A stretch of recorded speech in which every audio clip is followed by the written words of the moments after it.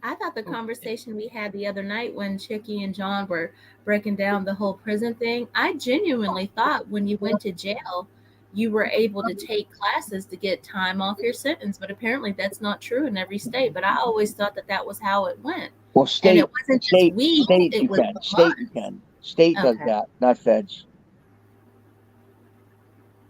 State does that. Hi, Yeah. Vinny.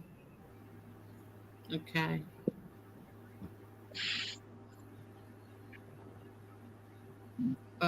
Let's see what else. I saw Mike Wall. I saw Angel's wedding picture. Beautiful bride. Thank you very much.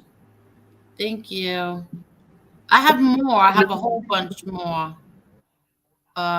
Chicago Muscle is a good guy. Yeah, I think he is as well. But I mean, I heard he's really mad at me. I don't know what to say. But he can't be mad at you. I mean, you didn't do nothing wrong. It's just the craziness, and you know what it is. It was the time too, because at that point it was like crazy, and then it just happened to get a little crazier, and it just was too much swearing. So it wasn't personal. It was just it was enough with the crazy swearing. No, but I think that by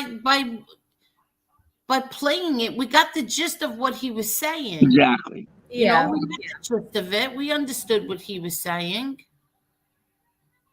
And he's right. Maybe, I didn't say it the proper way. I said it like, oh, you know what? I don't know why, everybody has to curse. And maybe I insulted him, and I'm sorry that I did. But I didn't mean it the way that it sounded. It was just too much. Everything was just too much. Hi, Lloyd Christmas. How are you? I believe he's also a Marine too. So I think that kind of comes natural to some of them. They just What? say it. Yeah. Rest in peace, John Gotti, Pete Gotti, Frankie Boy, the three. Thank you very much, Marky Mark. That was nice.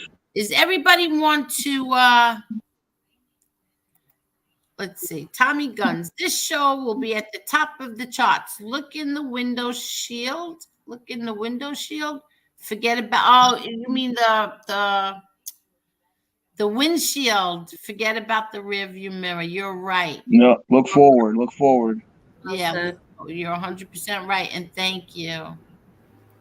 Karen says, fond memories. I always knew what a Brioni suit was because of your dad. He apparently had huge 4th of July parties. He had the biggest 4th of July parties ever.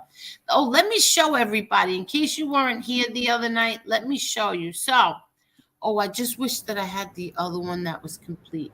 So my cousin has a friend who is he's making a doll of my dad.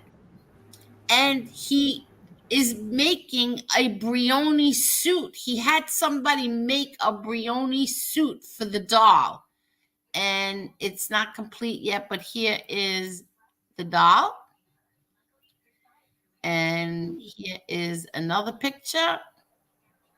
That's his hand. That's a glove. So that's the size of the doll. And here. It looks like him, right? Yeah, of course it does. Yeah. So he's gonna have a little Brioni suit. He's gonna have a little Brioni with the little painted tie and the thing that goes in your kerchief. Yeah, Whatever. he's going to have that, and he's giving that to my brother John as a present. That's good. I'm telling you, if they ever could get that somehow and put that little voice thing in it, because they can do that. Take a little voice chip and put his voice saying it, whatever a good thing he said. Right? It would be so funny. Yeah, I wonder. They can do it. Once the doll's built, it's very easy. They put just like a little chip, like the size of a watch battery, and you just press a little button, and it says whatever you want. It could say several things. Yeah, exactly. It's good attention to detail too. I can't wait to see it completed. Okay, everybody. Is everybody ready to see videos of Chicky's mom? Yes. And his mom. You want me to, and before you put them, you want me to explain, like, so they kind of know what's going on, or you know what I mean? That's up to you. Did you see this video? I didn't watch it yet. Jerry did this for me. Thank you, Yeah. Jerry. You're Yeah, welcome. Jerry, thank you. What a gentleman. I talked to him. I texted him. He's a true gentleman, that Jerry. He really is a true gentleman. Exactly. But go ahead. So you want to set it? Yeah. So what he did was, I had 4 or 5. I probably got 10 videos, but we took for the first show, we took the best 4, and just to kind of give the chat what's going on. What happened was probably about I'm going to say about 4 years ago. Me and a friend of mine, Damien, I used to visit my mother 4 times a week, at least 4 or 5 times a week at the nursing home, and she was in a wheelchair because she was learning to walk again. She had a stroke. So I would go up there, and at the time I wasn't even on social media. I wasn't into the Instagram, so I really didn't know. I know he was filming everything though. So anyways, he would be filming me when I was doing activities with my mother. I mean, I didn't even know. Half the time you'll see in the videos, I look in the camera, go, here he goes with the camera again. Because I just, every time I would be talking to my mother about something serious, there's the camera rolling. So you'll see the next few 4 videos, but just give you a little quick rundown. The first video is she, and I know it wasn't the accurate version, but going back from like the 90s, she had the book Mobstar. That was one of the first books that was written on your father, Angel, and I had it. I read it. She read it. And then I told her, listen, the real book you got to read is the one by the son, John, And she said, okay. So I brought it to her, and she has bad eyes. So I said, I'll read it to you. So I used to go a couple of times a week and read her the book. So at one in particular time, I was reading the book to her, and, he's filming, and I'm reading the book to her, and he says to me, Chicky, you're reading that kind of, now in the book, there's a couple, sentences and a couple words that are little swears or whatever, but I'm reading to my mother. And I mean, I couldn't even rehearse this with her if I wanted to. So she's sitting there and reading the book, and he's filming. And I won't say it. I'll let you watch for yourself. But she reacts in just the way she wants to react. I mean, it wasn't like it was planned. It wasn't like it was nothing. And then one of the other videos is, I told you I was away in New York filming a show, and I was gone 4 days. And I said, Ma, did you miss me? And you'll see what goes on there. And she had won a singing contest. And I said, Ma, I missed your singing contest. What did you sing? And we go through that. And then I mentioned these before on the show. And then another one was she was losing money every day. I'd go in, and it went from like, whatever she wanted, I'd give her. But she'd have $20, $30 a day to buy what she wanted, get her hair done. All of a sudden, it's going up to $100 a day. I said, Mom, what are you doing? And the administrator of the nursing home found out that she was gambling, either with the women on Pinochle, or she was there was an old guy that liked sports. She was betting sports with him, hockey games. She didn't know what she was doing. So every time I'd come, she'd say, I need 100. I go, Ma, for what? Just tell me. I'll give it to you. I need it. And I knew she was up to something, because the administrator told me, she's gambling. You got to keep her under control. We can't keep her here. So about a week after that, I come up another time, and I'm fooling around with her. I want to scare her. So I go, Ma, they had a meeting with me, and they want you out of here. You're being mean to people. And that's the one I want you guys to watch, because the face, you're going to die laughing. Her face, it tells so many stories. I say, Ma, they had a meeting with me, and you've been mean to some people here, and they want you to leave. And it's the last video. When you see the video, you're going to die. You just got to watch her face through the whole thing. She says, they want me to leave. And I go, yeah, I don't know what you're doing. And I can't I can't contain myself. I start laughing. And she goes, they really said that? And you just got to see her face. She puts her head down like disgusted. But you guys, I think you'll enjoy them. And we got plenty more. We'll play another time. But these are the first ones. So I hope you guys enjoy them. Okay. So let's go. Here's Chicky and his mom. Chicky. And then all of a sudden, John Gotti said, me, John Gotti, will sever your fucking head off. What? You tell him from me, John Chicky? Gotti. I will Wait. sever your What fucking book, head. Chicky? What book is that? This is the John Gotti book. You're reading that to your mother in the nursing home? Be quiet, I like that book. Let me finish. Chicky, your mother likes this book. That's why I bought it. She wanted me to read it to her. Ma, tell him if you don't like it, get out. If you don't like it, wait out in the hot. Chicky!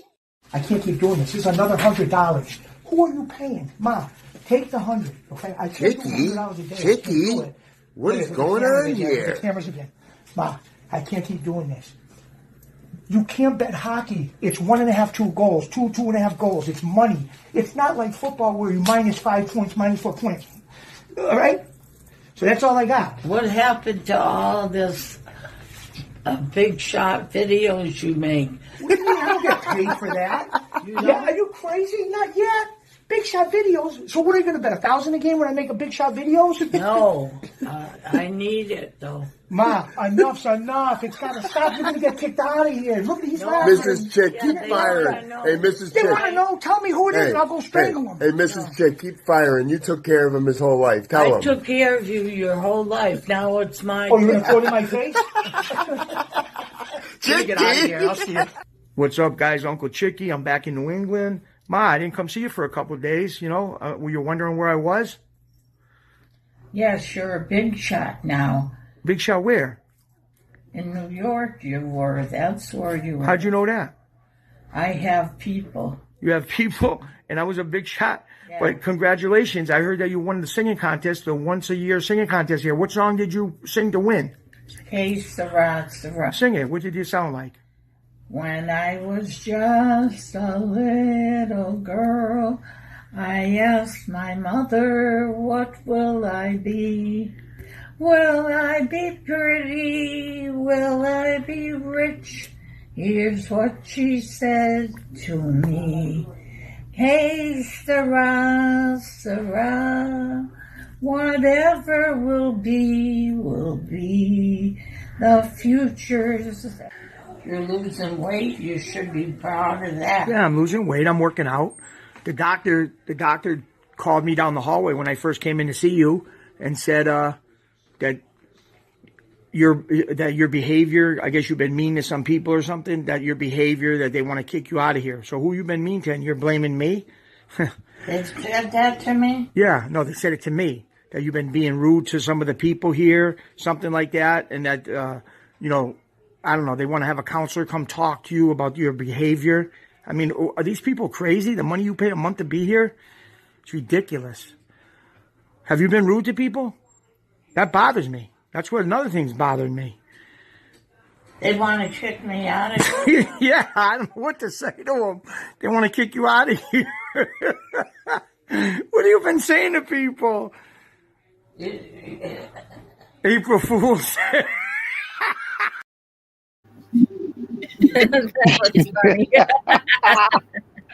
Oh, we have more fun. Rest in peace. Yeah, rest in peace, Mrs. Chick. She's beautiful. You look a lot like her. Yeah, you think so? Yeah. That was like, well, no, that was going back. That was probably 2 years ago. Was the early, like 2 to 4 years ago.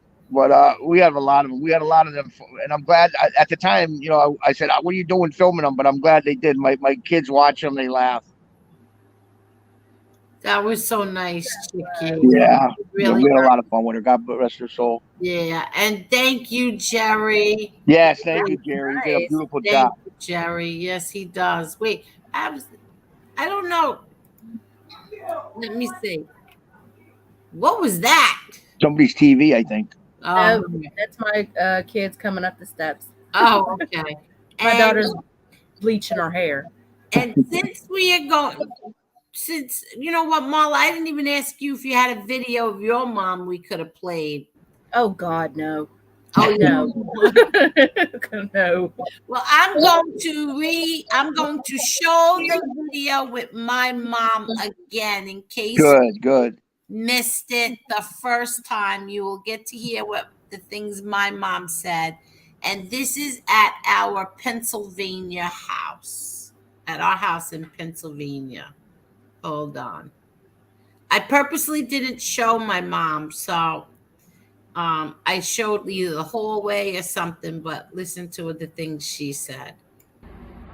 So this is the outside. It is 4.5 acres. 4.5 acres. My father loved this house.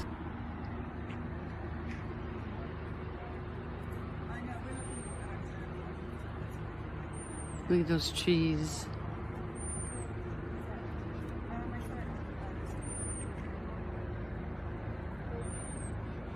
I'm going to show you my favorite part of this house. This is the front, actually. That's the road leading up to here. This is the front of the house. And then I'll show you it. There's some people here. My brother's friend stays here, takes care of the house. Hold on, and all the grounds. And this is the best part. I love this. We have a phone booth in the house, and it actually works. See that? It actually works. And then we go upstairs to the bedrooms on this side. There's bedrooms on the other side. And the den.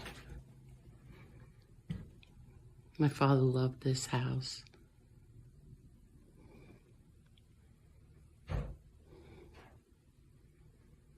This is the dining room table.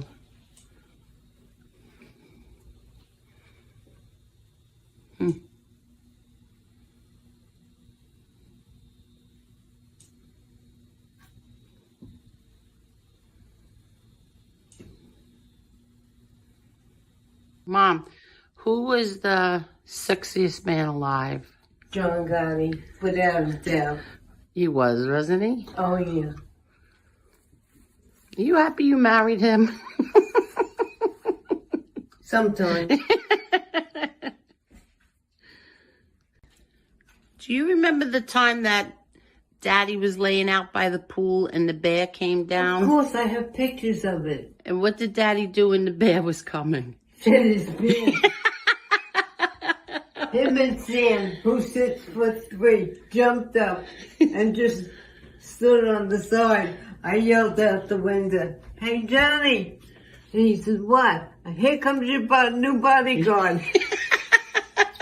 He thought I was kidding. He turned around and went like that, and I closed the door. You closed the door on him? This is why they called her Butch. Why did he call you Butch? Because I reminded him of a badger. A badger? A badger is a little animal that has cajones, that does not back down from any other animal. And so he felt that you were a badger. He saw a picture one time where the badger was a butch. I don't know where. I thought you said it was from that And it was movie with from Allison. that as well. Yeah, That okay. reinforced it. Okay, so that's why he called you Butch, because you would go toe-to-toe with him? Well, that's even what they printed. Oh, all right. So what happened? What happened when the bear came and you locked the door on my father? I yelled out, "Johnny, here comes your bodyguard, your new bodyguard." So him and Sam stood up, and I said, "It's every man for himself," and locked the door. Me and May were in the kitchen making meatballs. My poor father.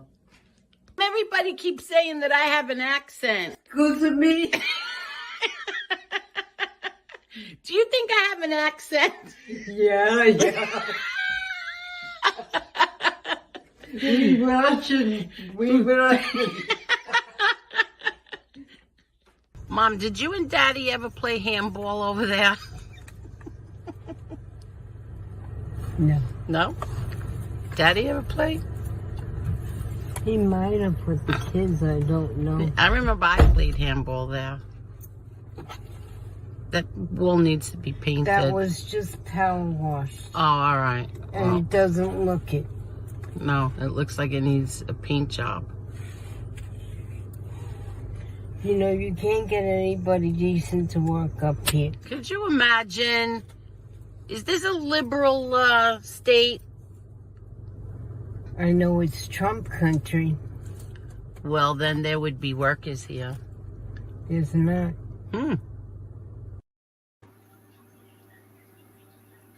I love that. That's the best. Every man for themselves. Funny. Johnny, new bodyguard's coming. Yeah, and Sam that she's talking about was my mother's best friend's husband, and he was 6'3", so and they both just stood there like, oh crap, here comes this bear coming right for them. But the bear just, he just looked at both of them and he went away, turned around and went away. So he never bothered them. And then Jerry did this for me also. So I'm going to play this now. This is Premium Pete with Berna. Berna did the Gotti album. So I'm going to play it now because Jerry did this for me. We were supposed to show this, I think, yesterday, and I never did. So here is Premium Pete, who is a sweetheart, and Berna, who is just a doll too. So here we go. I mean, like I said, shouts to the Gotti family, but they had no idea that there was going to be a 3D. I mean, I saw Angel Gotti, shouts to Angel Gotti posting this on I mean, they got to be blown away. It's on Times Square. I mean, look, for whatever it's worth, also, I do want to say, because a lot of people ask, what's the infatuation with the mafia or the mob? It's not only that. It's a way of life, but also nobody is glorifying things that happen to people. It's just, Gotti, when you think about it, he did what he did, but he was also murdered in jail. Okay, yeah, he was murdered in jail, and I'm really glad that story is going to come to life, and I'm glad that the Gotti name is coming back because John Jr. is such a genuine guy, and he deserves every piece of momentum he's got coming his way, and I feel like it's good that we're bringing awareness on Gotti the album and the name because maybe there's a more powerful story that needs to be told. I think that maybe that's going to be in the works, right? And so it feels good. It feels good. It's in the works. Look, it's in the works. It's in the works. Yeah, no, it's the in the one works. And only, the real Gotti. Yeah. Okay, the only person who played Gotti well. And maybe that's just the universe. Like maybe it needed this, because right now there's big artists. You got, like I said, you got The Future, you got Rod Wave, you got all these people, Gotti, and they all are fired up on the title. Like, yeah, that's Mafia, that's sick. And so the energy is coming back around, and it's well deserved. And it feels good to be embraced by the city of New York. You know what I mean? By Gotti, by the Gotti family.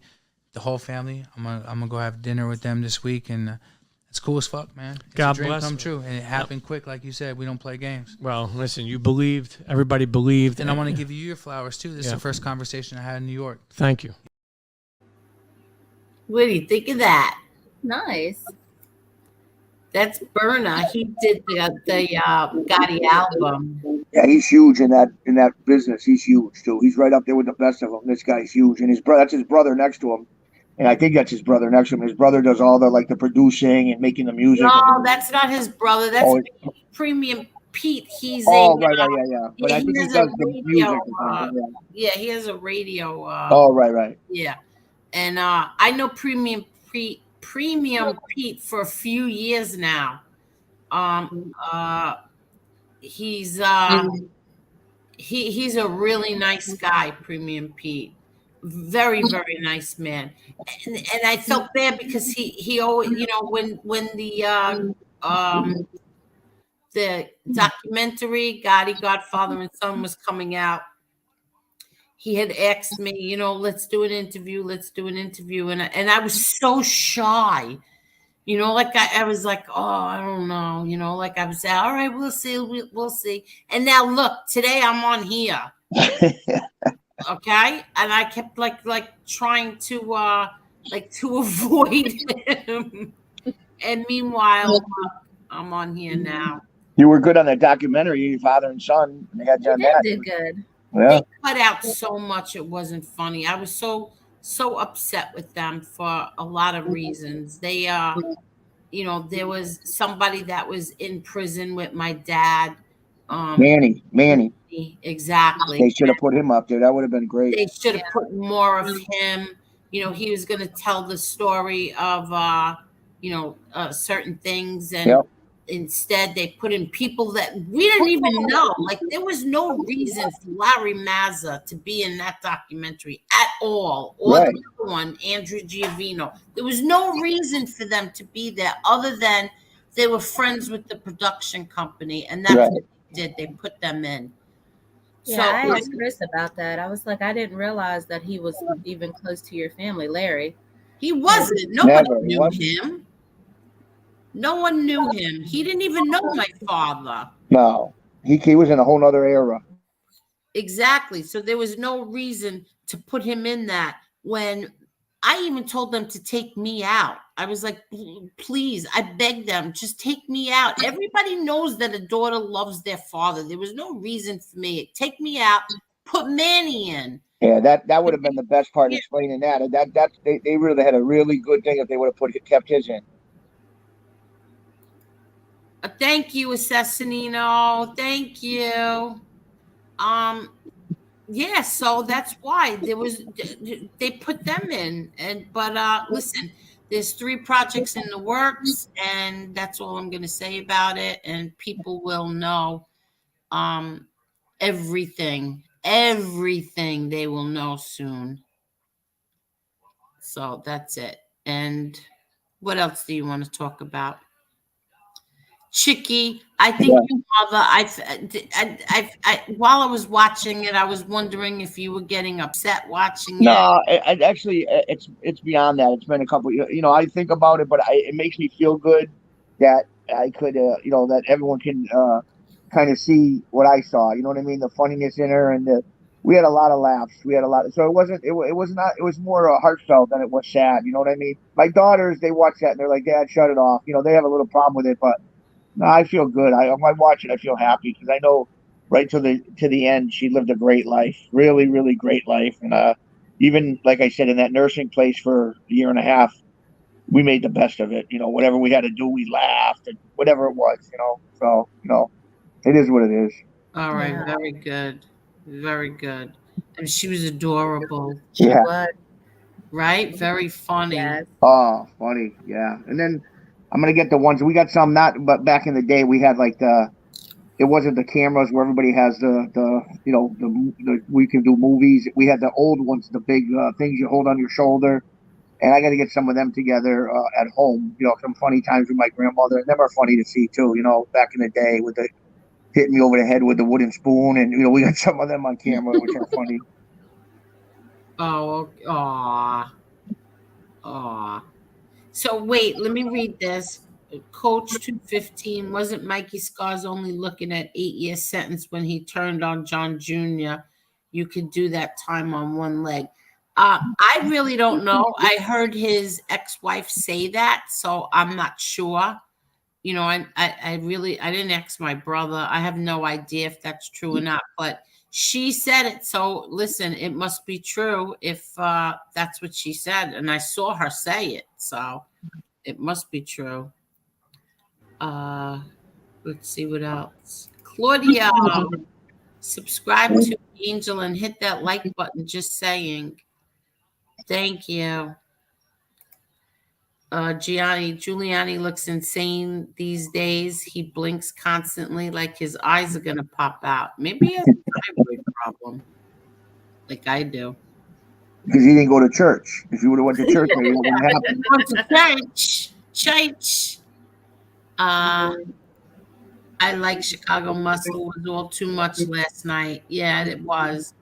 But my dad's a former Marine, never uses foul language ever. Oh, really, Alligator? Oh. Good night, Claudio. Good night. Good night, Claudio. Good night. He's sweet. He's going in early for Friday night. Yeah, maybe he's going out. That's true. Yeah. Red Dog, I can't speak for Chicago Muscle, but I don't think he is mad at you, Angel. I think he is sick of all. He is sick he's sick of by all the garbage like you are. Okay. All of us. All of us are. I mean, I don't understand. Isn't anybody else tired of it? You would think, yeah. I've been saying this for the longest time. If everybody here, like everybody that we're all in this whole little circle, if everybody stops talking about it, he has no content, so it'll be over. Right. Like, let's just not, that's it. It's done. It's over. That's how I feel.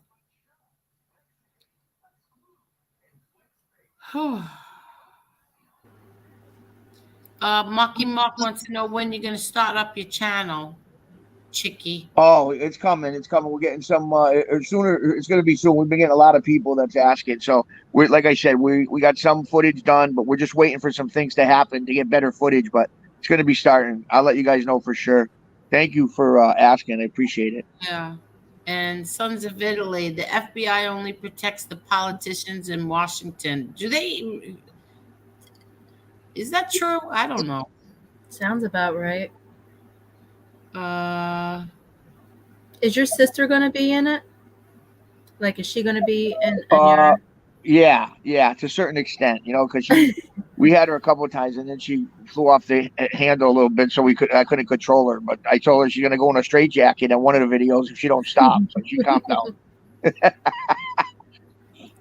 Oh, really? She's gonna be in it, Chucky? Chucky, I did it again. That's okay. Oh my God, I can't believe I did it again. You can call me anything you want. Just don't call me late for dinner. It's so funny, but you have no idea. Even Jerry and I were having a conversation, and he called you Chucky, and I said, he goes, Angel, that's because of you. You keep calling him Chucky. And I only get mixed up because my daughter's little Chucky. Oh my God, I'm sorry, Chicky. It's okay.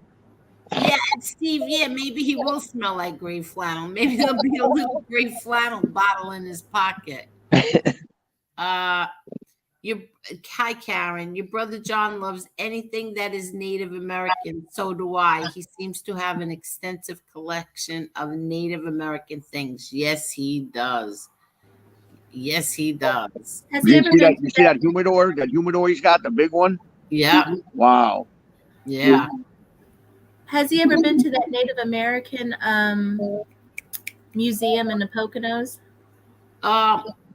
Probably. Our house is up there, so he probably has gone there. Okay. Yeah, because it's nice. We just went there. Oh, look at this. This is good, Edwin. My mother used to say, never invite the devil for dinner. He has no manners. That's true. Absolutely. Right? Isn't that good? It's a good one.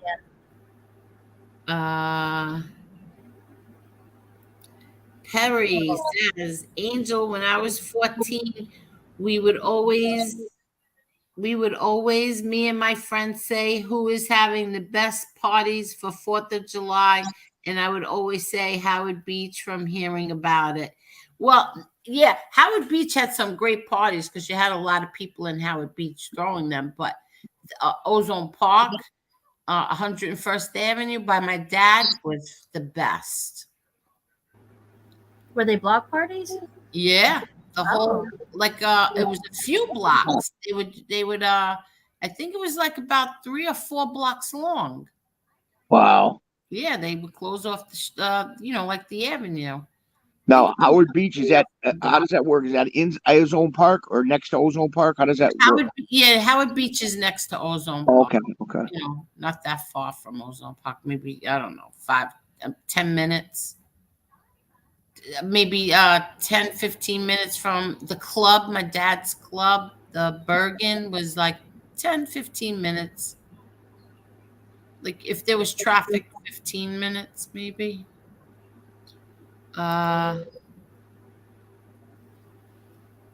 they're talking about your mom. Oh, you know what? I just realized I forgot there was somebody in the back seat, and I forgot. Where did he go? C, I don't know if C is still here. Yeah, I'm sorry. I forgot that you were back there. I'm sorry. Okay, everybody loves your mom. Oh, thank you so much. I can't see the chat. I would thank you so much. I can't see it. I got this thing I'm on. If I see it, then it shuts off somehow, and I got to call back. I just But thank you so much. I appreciate it. Yeah, my mom used to sing that song to me, Doris Day. Oh, yeah. And Sean says, this is great, Chicky.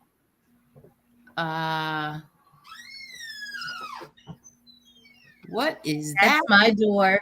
Yeah, My I was daughter gonna say that ain't running. me. Yeah, that's my daughter. She's running in and out of the room. It She's sounds like the dyeing crib. her That thing hair seems like that sounded blonde. like the crib keeper opening up the Yeah, casket. Yeah. doesn't it? She's dyeing her hair blonde, and I'm telling you, she won't listen to me. And I know it's gonna come out. I'm just waiting for it. What do you mean? It could be good. It could be nice. No, because I told her she needed to watch that Brad Mondo that's on Facebook, because he's Right. like a famous hairstylist guy, and you're not supposed to go. First of all, he said that you're always supposed to go to the salon and get it done. She Right. insists she wants to change her hair for her birthday, so she has dark hair, and she wants, because she has blue eyes, so she wants the blonde hair, blue eyes look for her birthday. Right. Oh, that's nice. She has Yeah. eyes, really. But she's going to, I told her it's better to go to a salon and get it done. You can't tell this heifer nothing. And she's driving me crazy because I keep telling her your hair's going to fall out. But okay. Them salons, though, some of these salons knock you out. Like if you want your hair done like a different color and the way they do it, I mean, wow, they really knock you out. Some of these salons, I heard $300, $400, $500. Some of these people, for like the change of color and all this stuff. I mean, Yeah. Really? yeah, especially depending on definitely New York. I know another girl in the what's it Maryland, what's that what's that name in Maryland, anyways, in different Boston. Yeah, these, I don't know if it's a fancier hair salon or whatever, but they're getting, like, for the people that want like the blonde streaks and all this kind of thing, they're like $400, some of these salons. Yeah, well, they are. Yeah. Is this the real Damien? I don't know. Let me see. Yeah, that's Damien. Yeah. What's it say? Oh yeah, he was filming. He remembers my mother's videos. He was filming. That's Damien. Yeah, he was Hi, filming with me. Damien. Hi, Damien. Hello. Hello. Damien and Chicky are really good friends. Oh, that's Yeah. right. He was filming. He was the one filming. Yeah. He's the one that started it all. Like I said, I mean, he would just, we would just be having fun, and all of a sudden, I'd say, "Oh, here he goes with the camera again." This is before we had Instagram. He started, and we would laugh. And he was with me the week she passed, the week she had a stroke. He was with me. He went with me, and he seen her for, because he was close to her too. And then, like I said, she passed, and it was a tough week. But I said, it was better off. Thank God it went quick. Because you don't want to see nobody laying there and suffering. So, Yeah. but she'd be alive today. She'd probably have another 10 years left if she didn't have that final stroke, because she was very healthy. Other than her legs, she was so healthy. Really? So that's why, anybody that their mom's still alive, cherish that. Make as many memories, like your dad used to say, Angel. Make as many memories as possible. Yeah. Well, I mean, listen. I cherish my mother. Absolutely. And you should do the videos, like I said, even if you don't show her face. Do some of these videos where she tells the funny stories. I'm telling you, you look back and you'll have them forever. Yeah, we're gonna do it again. For your grandkids, you know what I mean? Yeah. And even make the ones with her face, but don't put them on air, because your grandkids and all the kids will get older. Boy, it'll be starting to show down the road. No, I know. Especially with all this technology today, with the cameras, all these phones, they got better, quality to take movies than movie producers. Yeah, well, we have plenty of videos. Right. Oh, of course. Yeah, we have a lot. Angel, I just realized 101 Cafe was across from the Bergen where my uncle owned. I never went. Only my dad went there. Really? I have a video also, but I have to there was a cafe across the street also. And the owner, Nick, it was on the news. They were bothering him because my father was on trial. I have to put that in here as well. Did you ever go? I mean, I know obviously you didn't hang around there, but I mean, did you ever happen to go in the Bergen at all for any reason? What happened? I said, I know obviously not hanging around, but did you ever go in the Bergen for any reason? Like, Of did you course. ever Yeah, okay, yeah, that's what I figured, yeah. Yeah, of course, I've been there. And it must have been the same. Like, it must have been all the guys in there, basically, like your brother said, like uncles, and it's like where you belong. You know what I mean? You're people you've known your whole life. Yeah, well, like my dad, I used to bring the kids there. If I missed him when he was home, then I would, bring him there. Right. And he would take them to the candy store next door. Oh, that's nice. Yeah, and so yeah, we've been there. Plus, Yeah. for the 4th of July, we were always there. And he used to love to show show my kids off to everyone. That's nice. Yeah. Yeah, so You know who I think really looks alike? Like in their younger year, it's your sister's youngest, Frankie, and your dad in his younger years. They look so much alike to me. Yes. It's almost like they were twins. Exactly. Yes, I know. I know they do. Zachary. Hi, everybody. Hi, Angel. What men's fragrances did your father used to wear? Very curious. It's called gray flannel. Yeah. It's very strong, and in fact, I've bought it. I've bought it for my brother John.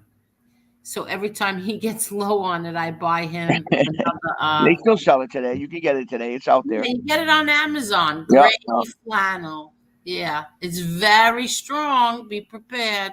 But it's great. I love it. Every now and then I'll spray it just to get the memory like. Yeah, I do. I keep it right here in my kitchen, and I'll spray it every now and then, especially when like something's bothering me. Right. Yeah. They say smells and like music. There's certain things that really touch the soul when you're like about people. You know what I mean? Smell of people. Certain music. It really it gets to you. I mean, in a good way. I mean, if you want to think about somebody, that you remember them by like the gray flannel. Yeah, exactly. Gianni, the wifey drops an easy 300 on her hair a month. Yeah, there you go. I told you. Yeah. And that's probably just for nothing spectacular. If they start doing the like streaks or this or that, it's more. That's just probably just to get a whatever little dye and a wash and cut. Yeah, it's very expensive. See, and then the women that have the extensions, like these women that get the extensions, you're in the $1,000. I mean, it's crazy. I mean, more than $1,000. They pay who knows, a lot of money for the extension, then have them put in. It's crazy. Yeah. Oh, wow. Yeah. See, my niece does my hair, so I don't have to worry about it. That's nice.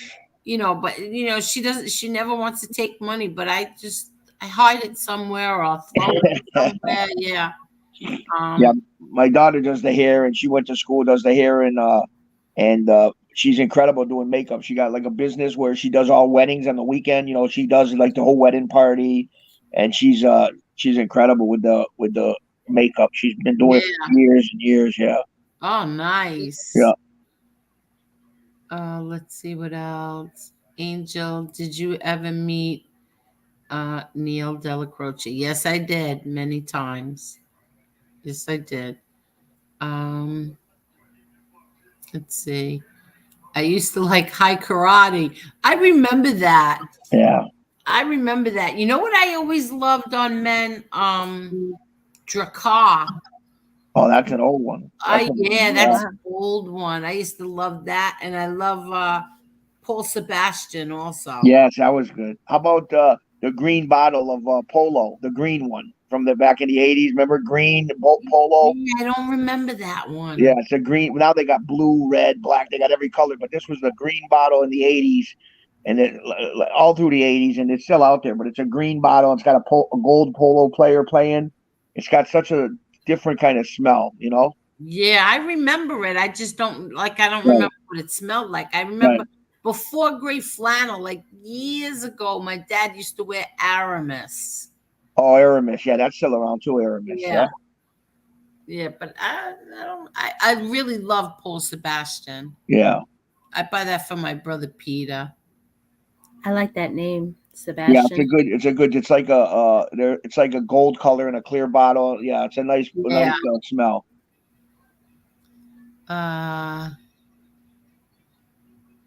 Let's see. Let me see what else. I will.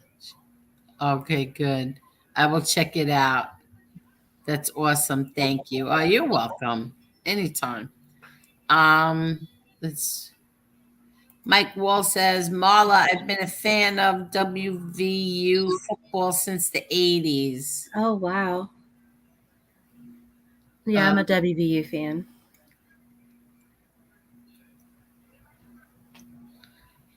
Tony the Night Owl, smell stimulates memories the most. Yep, Yes, it exactly. does. Yep, 100%. Yeah. Perry, 2 weeks before my mom passed, she was on the couch watching TV, and I sat next to her. She hugged me and said how proud she was. I was trying to help her. I started crying, but she never made it. Aw, Oh, I'm I'm sorry. sorry. Yeah. And I'll tell you though, God bless you, because that's a memory you'll have the rest of your life. That sometimes memories are made like that, you know. And like I said, no, I'm sorry too, but that's a memory that you'll think of that was meant to be, so you can think of that the rest of your life. Yeah. How do you say her name again? Nita? I think it's Nita. Nita. Wig is like 500 to 1,000. Install is like 200 to 500. Are you kidding? Wow. What's that she's talking about? Extensions? Yeah. Oh yeah, it's crazy. And like in Beverly Hills, I saw a show like actual people that sell the extensions, and I'm telling you, some of the extensions, depending if they're real or not real or better hair, they're in the thousands. Never mind putting them in. And you got to sit there for hours. Oh, it's like a whole day, like 8-9 hours. Yeah. For who are you talking about, Chicky? What's that? What are you talking about? The extensions, like in California, like other places, Beverly Hills, they got these extensions that are in the thousands of dollars and take 8 hours to put them in. Pretty Monita said I spent 200 on hair and then 400 to have micro links installed. Yeah. I don't even know what micro links are. There are oh gosh, I seen it because I heard about them. It's a tedious process. Well, what is it? What does it make it long hair? It's like strand by they go. I don't want to say strand by strand, but they just take a little bit of hair and somehow there's like a clip on the end of the extension, and it's like a process. Like it takes. I mean, they once they get going, they can go pretty fast, but they kind of clip it to your hair. Wow. But you got to use like special tools and stuff to do it with. I've seen it done, but would never do that. Yeah, my guy doesn't like for me to wear that, like any kind of extensions and stuff. So, how long is your hair? Mine is down my back, but I keep it pulled up. Yeah, I can't take the hair on my face anymore. I keep mine in a ponytail. Unless I'm going out, then but I can't take hair on my face anymore. And Susie said, hi Susie. She said she loved the polo green. Right. Yes, it's got a distinct. If you're ever out somewhere and you see it, just get a little card and have them spray on it. You'll bring back so many memories because that was like one of the biggest cologne in the '80s. Huge. Yeah. It's got such a significant smell. How about Jean-Paul Gaultier? Yeah, there's a lot. You know what's a nice one too, and a lot of people. Oh, it doesn't matter about the money. Some people, you can get a $50-$60 bottle. It's as good as a $200 bottle, but. Another one that's good out there too that goes is it's not maybe a $40-$50 bottle, but it's called Cool Water by Davidoff. Oh yeah, my son used to wear that. Yeah, it's a blue bottle. What a great smell.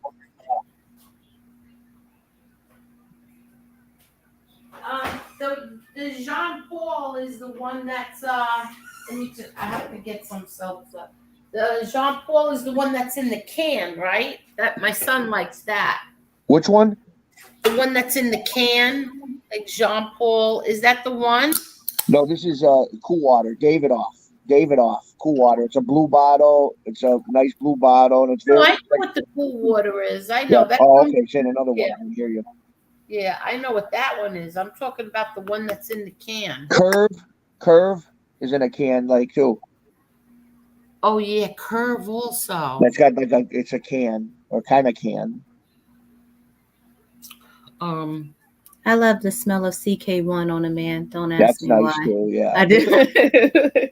they got a couple out there that nice. I like that.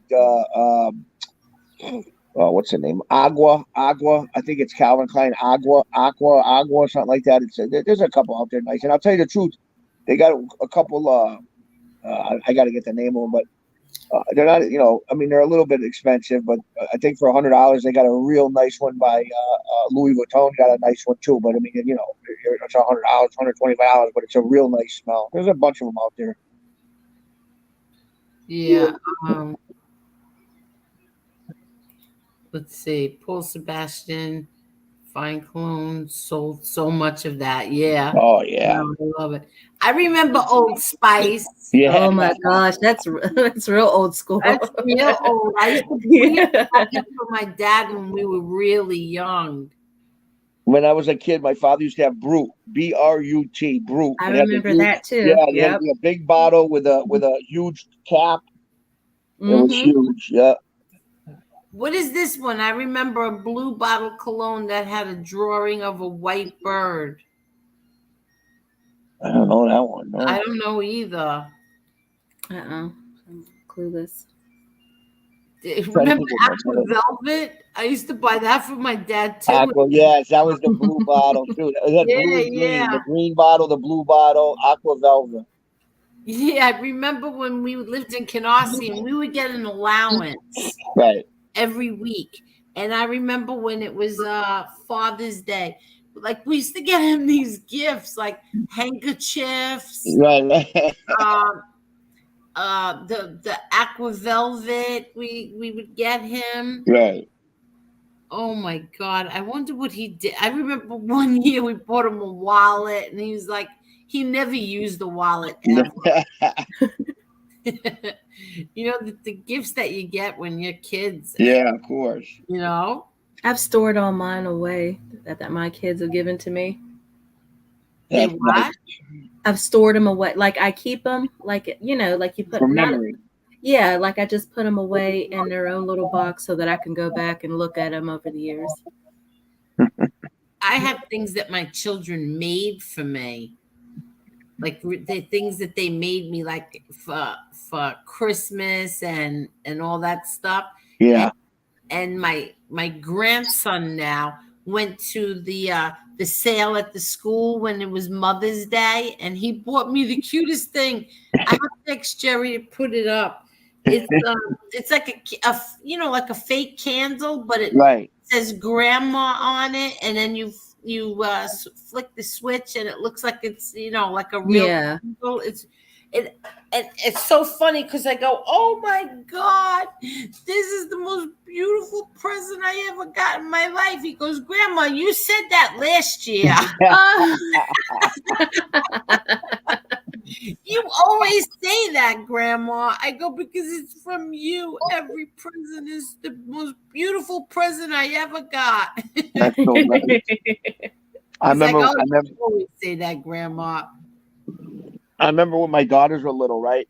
I used to be like the father who went on the like if they had a class trip to the zoo or they were going to the science museum, whatever they do, a couple times a year they went places, and I was like the chaperone when you go on the bus with the kids. Yeah. It was so funny. So one year we go to the butterfly farm. That was another trip, butterfly farm. So I would go. There'd be all women because the mothers do it, and then I'd be the only guy. I'd be the father with my two either daughter. I would do it, or whatever class. They were a year apart. So we go to it was so funny. We go like to the butterfly farm. So they would give a kid a little bag of lunch and everything, but they had like where you'd go and you could buy like little butterflies, and not real ones, but like what do they call it? Them store. They sell all the stuff in it. Like what do they call them stores inside the butterfly farm? They had all different little keychains and food if you wanted a hot dog. And it was funny because after the first couple of times, of course, now they'd say, okay, Mr. Ciccatelli, you're ahead of these 6 kids, meaning my daughter and 5 of her friends. So, of course, they'd say, oh, we want this, whatever. And I'd say, go ahead, get what you want. I'd let them get little butterflies, or if they wanted a check of chips, go ahead, get it. Whatever you want, get it. And it was so funny because the next trip I took, when they were in class saying, okay, these kids are going to be with this woman, kids are going to be with Mr. Chick. They're all handing their hands. We want to be with Mr. Chick. We want to be with Mr. Chick. The kids are saying because they know I'm a sucker when it comes to when they get to the where they want this or that. I say, yeah, go ahead, get what you want. It was so funny. And then so I did that for years and years and years. And then I tell you a quick story. It's so funny. So then it was so funny because. And then, years later, the kids are, still in like junior school or whatever. And I happen to get in a little trouble for just sports bookmaking, stupid, right? And the next year comes up and I put in for the field trip and I guess they run a Corey check and they call me up and my daughters are all excited. Dad, we're going to go here, there. Imagine they stopped me from going on the field trips. They said, no, we can't have you go no more because the Corey comes back, you were arrested for, just for sports, but you see what I'm saying? So that's ridiculous. Yeah, it's ridiculous. I mean, I don't worry, I get it if it's some kind of like domestic, or I get it if you're a weirdo, child with anything with a kid. I get it, but come on. But I guess they got to play by the rules, and it covers everything. But so I wasn't able to go no more. But it's just a shame. But we had a lot of great memories. Really? Yeah. They don't let you go after, no matter what it is. It could be simple, nothing, and they don't let you go no more.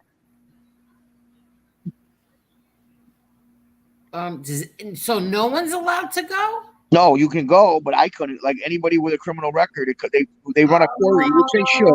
Oh, yeah. Wow. Yeah, when you go on a field trip, they run a query check on you, which they should. I can see, but come on.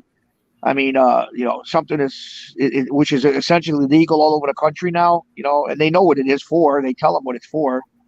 But they called me back, and the kids were all excited. My daughters, and I had to tell them, no, I can't go. They told me, yeah, that's ridiculous. Yeah, it's crazy, but that's the way it is. Aww.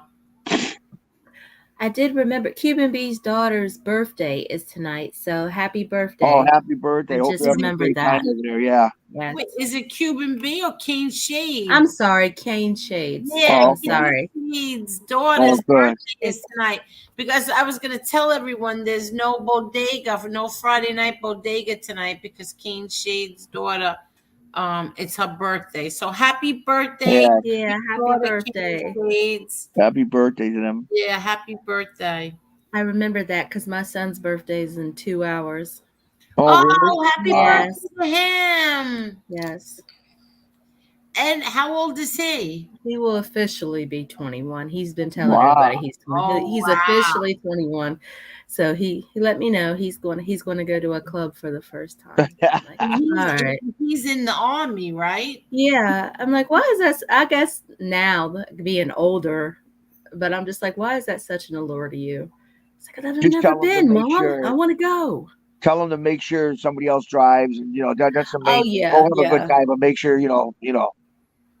that's the most important thing. Exactly. Wow. So now, Chicky, I see somebody's mentioning your nephew in the chat. Did your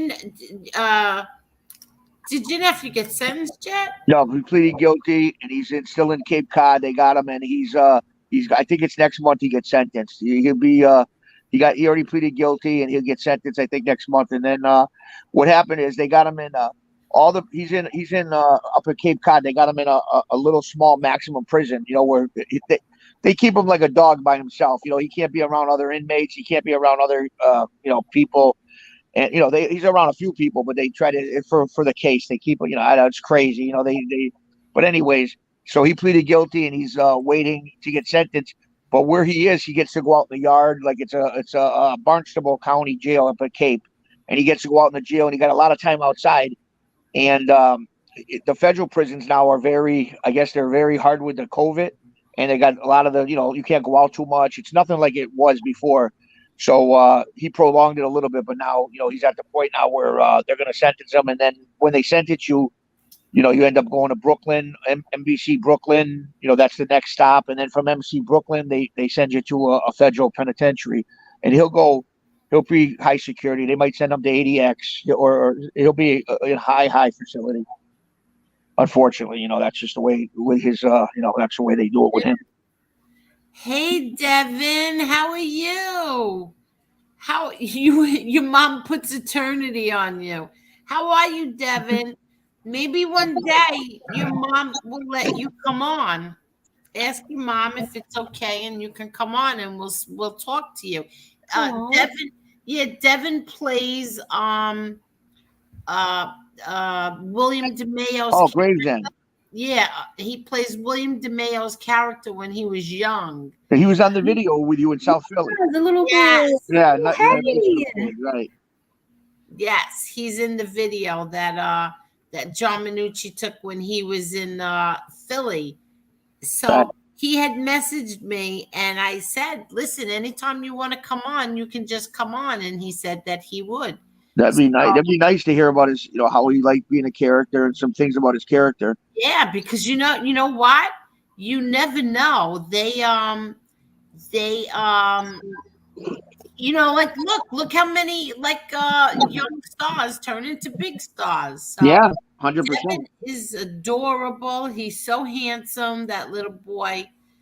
I don't know if he's a little boy. I shouldn't say that little boy. You're a little boy to me, Devin, because I'm an old lady. But yeah, so anytime you want to come on, Devin, as long as your mom says it's okay, you can come on. You know what? There's always got to be one moron. Hold on. I'm blocking this guy. Chicago Muscle's here. Oh, is oh, he? Good. Yeah. Angel, I made this for you so my feelings are not misunderstood. Hope it finds you well, and we will talk soon. Much love to the chat. Hope you are all well. Thank you, Chicago Muscle. Thank you. That makes her feel better. Yeah, I feel better. Yeah. You're not mad at me. Okay, let's see. He stood like a man. You should be proud. I'm confused what that is. Let's see. Devin. Where are we? Chucky Wolf. I never saw Gravesend. I should check it out. You should check it out. MRE just watched it for the first time. He actually likes it. So, did you guys see it? Did you watch Gravesend? I have. I know. I watched a couple episodes. I didn't watch the whole thing. I got to do it. I watched a couple episodes, good ones. I just didn't go through the whole thing. Oh, you didn't? No, a couple of them I did. A couple good episodes I did, but they were fought in a bar. I mean, in like a disco one time, and then another one I saw. They were in a backyard. William DeMayo was yelling at a guy. It was good. I didn't watch the whole thing. I want to sit and watch the whole thing, through the whole thing. Oh, all right. So Devin, your mom said, she said he said my mom said yes. She said we are connected in a weird way. Wow. Yeah, I'm curious about that. So I don't know. Did you want to come on now, or did you want to wait for another day? It's up to you. It's up to you and your mom. But he does play what's his name in the on the show? What's Benny? his name? Yeah, Benny. Benny. Benny. I know. Yeah. I keep forgetting his name. Benny. Right. Yeah, I watched Gravesend. It is good. Well, there's going to be more episodes this season. And in case you missed it the other night when I said, William said that it will be it'll be on in December. So that's good. Yeah, that's good. So it'll be on in December. And what's good about this kid is you never know with his acting. Look at Patrick Borriello. I mean, he went on to go on some good movies after Bronx Tale. You know what I mean? He did. Yeah, well, that's what I was saying. Yeah. Before, because you just never know. You never know with them. Yep. Chicago Muscle said, I watched it all in one night and loved it and found out Chuck Zito. Yeah, Chuck Zito's in the new ones. Gravesend is killer, folks. Watch it. Okay. Tell Chicago. Yeah, I agree. I liked it also. I just didn't like the last episode. That's all. Tell if Chicago Muscle's listening, right? He's in the chat, right? Yeah. Chicago Muscle. If you ever have the time, go on Google and Google my name with Chuck Zito. And I did an interview with Chuck Zito, and you'll love it. Me and him sat down for about an hour and just talked about a lot of stuff, and you'll love the interview. But if you go on Google and just pull up Chicky, my last name with Chuck Zito, it'll come up. And a couple of years ago, I did a great interview. I met him, and we hung out for about an hour and a half, and we talked about a lot of stuff. You'll love it. You should check it out. I saw that. Yeah. Right? If Yeah. he likes Chuck Zito, he'll love it. He's a good guy, Chuck Zito. What a gentleman. Yeah. I remember Chuck Zito got my daughter and her friends tickets for, who was it? NSYNC. Remember NSYNC? Yeah. And she got, her and her friends, we got to go backstage and meet them. Yeah. Oh, neat. Yeah. And we had the front row seats. And that was all from Chuck Zito. Nice. Yeah. My daughter was like, oh my God, you would have thought, oh. Yeah, I know. They got to meet them. Yeah. I usually do that. You want to jump on now? Okay, I'm going to drop the link for you, Devin. Oh, good. Okay, hold on. How cute. Devin's going to come on. I said the wrong thing. Hold on. Let me do this again. Oh, I'm excited, Devin. Okay. Okay, there's the link. So just jump on that link. Let me take the comments off. Oops. What did I do? And Chicago Muscle said, very cool, Chicky. Chuck and I were in the same club. Yeah, I know. I know that about you. That's right. You'll like it. Check it out, though. It's really good. He talks about a lot of stuff and a lot of people. You'll laugh. Yeah, so now we're waiting for Devin to come on. Oh, I'm so curious. Yeah. I'd like to know what the connection is, Yeah. I hope he knows how to get on. I have somebody with a Shanna with a dirty name. Goodbye. Please buzz off. I'm not in the mood for this right now. I'm waiting for a child to come on. So maybe like some of you freaks could grow up. Yeah. And have some respect that a child is going to come on. Watch he's like 17. You didn't look at He him. looked pretty young. Yeah. I bet maybe I would say 12, 13 tops. That's what I was thinking. That's what I figured. Yeah. So to me, that's a child. Yeah, absolutely. Old. Yeah. Oh, I'm excited. Come on, Devin. Let me see. What was his last name again? Oh, I gotta find him now. I'm curious what this connection is. Okay, my mom said yes. Where is it again? It's Devin from Gravesend. Okay. So I don't know his last name. He didn't say it. He said, I'm trying. Oh, he's trying? Okay. Yeah, he's trying to get him. He just gave it. He just gave you his last name. Oh, where is it? At 10:18. Oh, You're gonna have to say that for me. Brats too. You're gonna have to say that to me. What's Italian, right? Italian?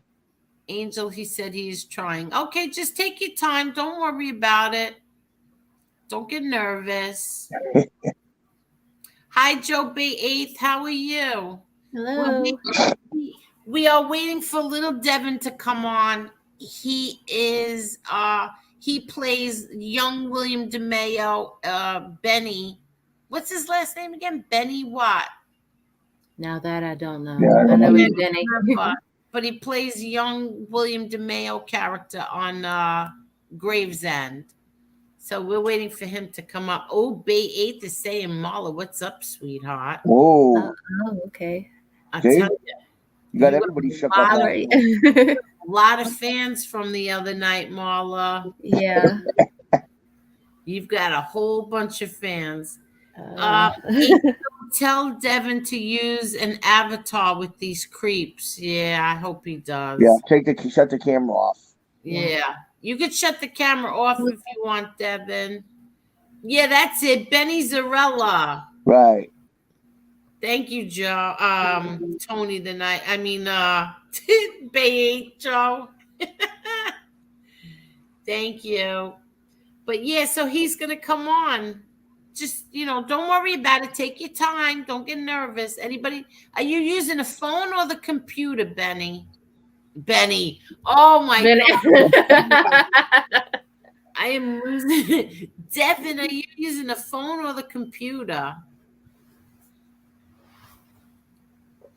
If I knew, I could tell him how to how to do it. Well, kids today are better in technology than the adults. They're incredible. The computers, forget it. Hi, Shelly. How are you, Shelly? That's true, but with StreamYard, you never know. Yeah. Okay. Oh, I love this. YouTube won't let me in. Can somebody tell him how to get on? He said he's on his phone. Might be easier with a laptop.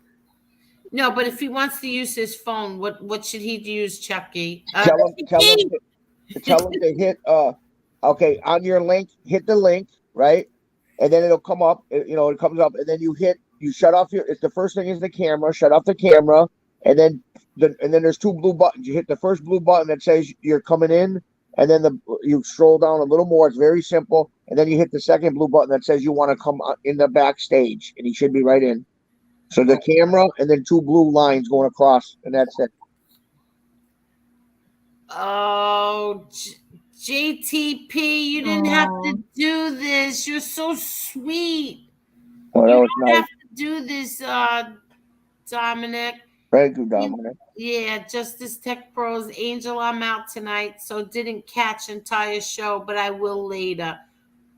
Wanted to show my continued support.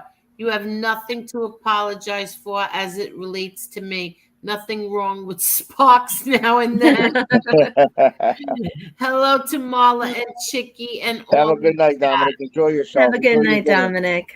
Yeah, have a great night. Enjoy yourself, Dominic. And thank you so much.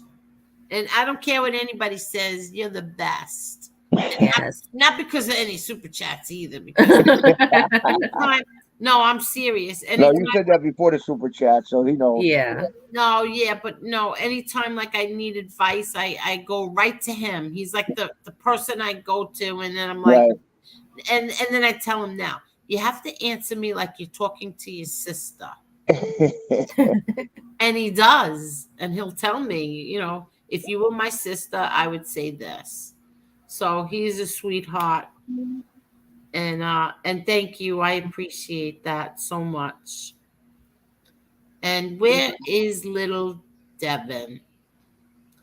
We need somebody to explain the phone, how to do it with the phone. Yeah. He might have. Does he have to set up a YouTube account? No. Well, if he's on here, doesn't he already have a YouTube? Yeah, he's got to be on YouTube if he's watching you. Yeah. Tell him did he in the chat? Did he go to your little thing and hit it with his hand? The thing you sent him. You sent that thing out. So he's got to hit the thing. Yeah, let me hit the link again, Devin, in case you missed it. Yeah, hit the link. And then it'll come up a white screen that says the name of the company, whatever, stream. Okay. And then if you want to shut off the camera, right in the middle, there's a camera. Just press that, and then go down a little more. There'll be two blue lines. Hit the first one. It'll say your name on the first one, and then the second one, hit it. You'll be in the backstage. Yeah, this is. I believe this as well. Hold on. Lloyd Christmas. I knew JTP was intelligent, but hats off to him last night. He did the most damage to FBS, in my opinion. And I agree. Yes. Yeah. He's very professional. Yes. And articulate. Plus, you could tell, he got to a point where he wasn't going to listen no more. He said, "Are you Mhm. done?" That's it. Okay, see you later. He wasn't going to play games. Exactly. Exactly. He had to say, "Okay, this is okay. See you later." Oh, here's Devin. Hold on. But it says your device is not connected, Devin. You're almost there. Yeah. And JTP said, hey, all in chat. Good to see all the good people. Apologies for not interacting separately. Just out for the night. Hope all enjoy their night and weekend. Thank you. Okay, now explain to Devin what he does from here. He's over here, but it says device is not connected. Okay. So now go down. If he's inside the thing, go on down a little more. Stroll down a little more, and there should be one more blue line going across. Hit that. That brings you in the back room. Or if that doesn't work, just start the process over. Hit, get out of it, and then go back into, hit the link on Angel's chat, and it's very simple. And then like I said, Bounced out. So here, I'm gonna drop the link again. Don't get nervous. No, just hit the link. You know what? Because I remember the first time I was doing this. Right. I got so flustered, and I said, "That's it." Yeah, me too. Yeah. I didn't even want to do it, and then you learn, And then you learn. I know. Yeah. I don't know. I haven't done it from my phone in a really long time. Right. Oh, I don't know what you prep. Okay. It says device is not connected. I don't know what's going on. Devin hit both blue lines. There's the camera, shut that off.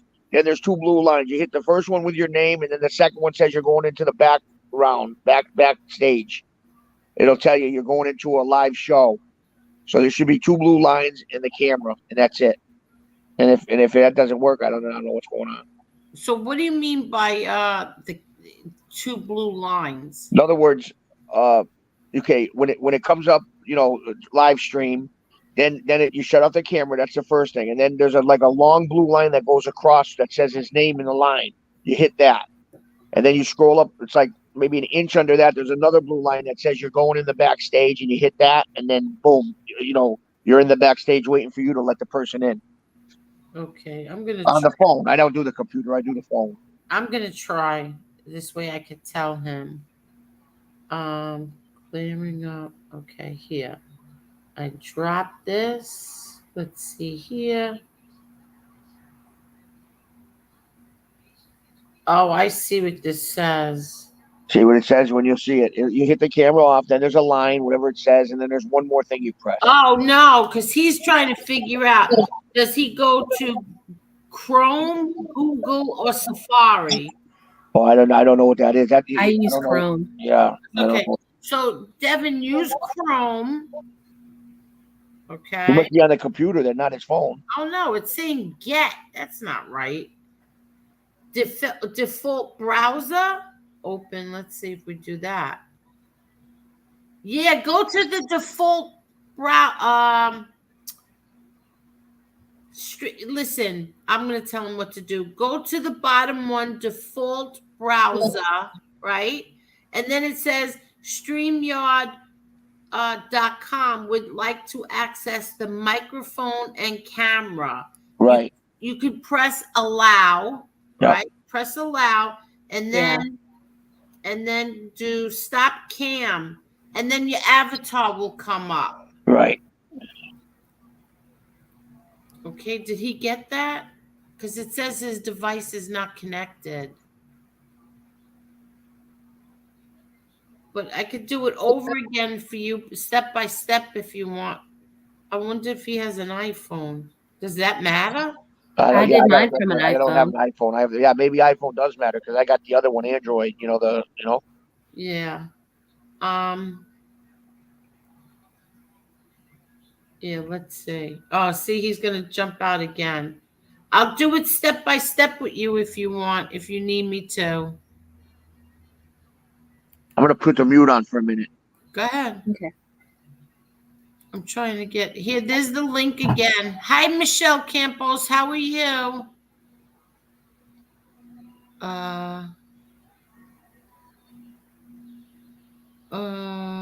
Mob Snob. Angel, when is your brother John coming out with the Widsec Mafia? Can't wait to see you and me both. It's coming soon.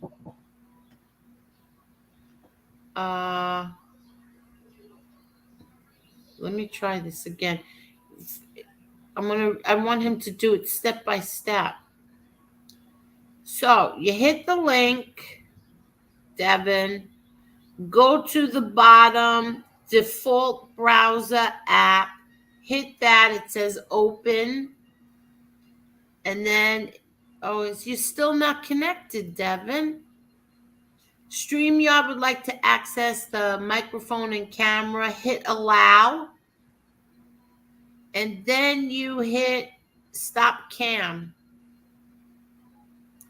That's where you, start cam. Hit the start cam and then enter studio. And then you go to the bottom and you enter the studio. That's how you do it. Oh, I feel bad. He can't get on. Yeah, I know.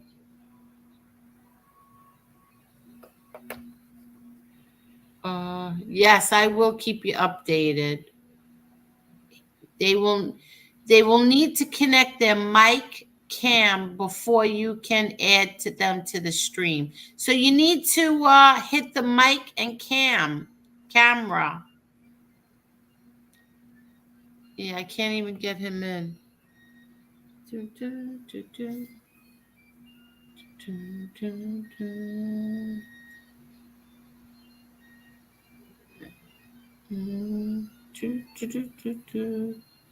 Oh, Michelle, how do you know who Benny Z is?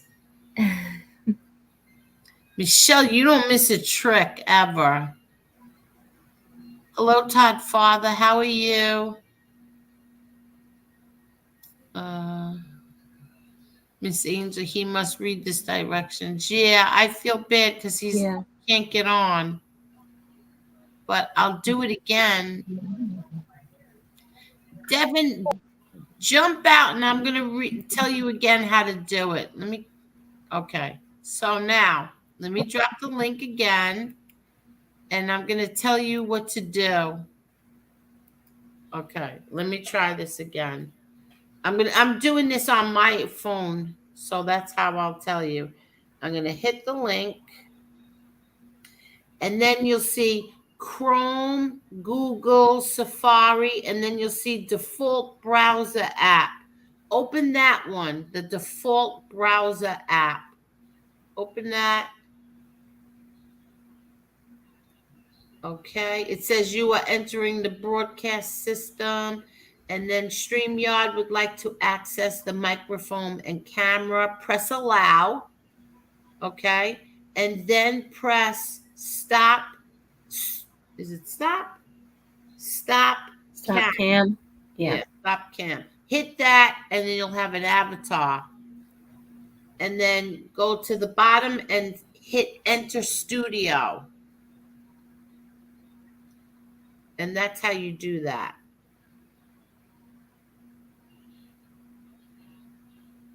And then once you enter the studio, I'll pop you right up on the screen. Oh, I feel bad. It still says device is not connected.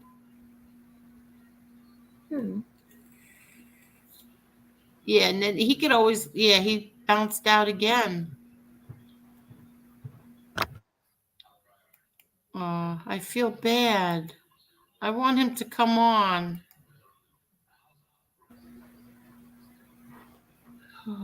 We'll keep trying. This is exactly what happened to me the first time I did it, so I know what he's through. Yeah. Oh, here you have. He got it. No, he's able to leave messages in the chat, in the private chat. You have to add me in. Gonna try a different phone. Okay. I can't add you because your device is not hooked up. That's why. Hi, Angel. Hi, it's Devin. Who did that? Chicky. He's Would gonna it be try. easier if he downloaded the StreamYard app? Okay, he said that my camera and microphone won't work. I don't understand that. What kind of phone do you have, Devin? No, he doesn't have to download the StreamYard app. No, Okay. it comes up automatic. Yeah, he doesn't have to download anything. Tell him to hit the microphone. Just hit it and see if he's got to turn it on. That's all. Just try that. I don't know if I'm just guessing. Do you have parental controls? Is that it? Oh, yeah, that's a good point. Yeah. I don't know. He's going to try a different phone. Yeah, that might do it. Different phone. Yeah. Yes, the computer's much easier, Devin. Try Much the computer. easier, Yeah, yes. the computer is much easier. And if you don't want to show your face, just cover your camera on the computer. Yeah, Michelle says it has to be parental control. Yeah, try the computer. That's much better. See, everybody's saying parental control. There's my sweetie Michelle. Hi, Michelle. Michelle. She follows William DeMayo, and he follows her, and they follow John, the one that was on the other day. She's a great person. She's been around forever. Yeah, she's been around. She's been around since day one. Oh, absolutely. Yes, she has. She's from California, Angel. She got two beautiful daughters. She's I didn't know she was in. She's in New York? No, yeah, she's in California, and she's got two beautiful daughters. It don't even look like she could have daughters at her age, but she does.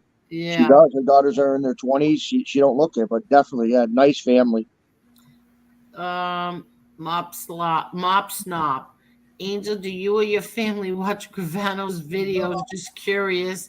Or do you not even want to see or know about it? What stinks is there is no one to back up those stories involving your father.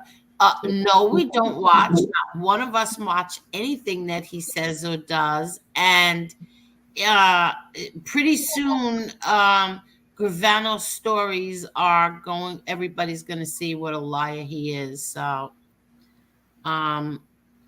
it's coming soon. That's all I could tell you. Todd Father felt great today, spending $82 to fill my tank. Isn't that disgusting? Wow, yes. They say it's going to go up because of the summer. Yeah, thank you, Joe Biden, doing a hell of a job. I know, right? Yeah. Tell you, I bet you all the people that were against Trump wish they could have him back now. Yeah. Yeah. I mean, could you imagine? I remember it cost me to fill up my car $28. Yeah. And now it's $48 or no. Yeah, about $44. Do you think Russia would have had the balls to go into Ukraine if Trump was still the president? No. Come on. No. Absolutely not. No way. Yeah.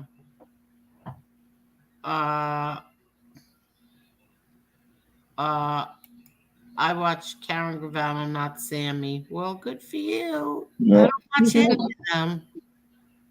I have no desire to watch either one of them.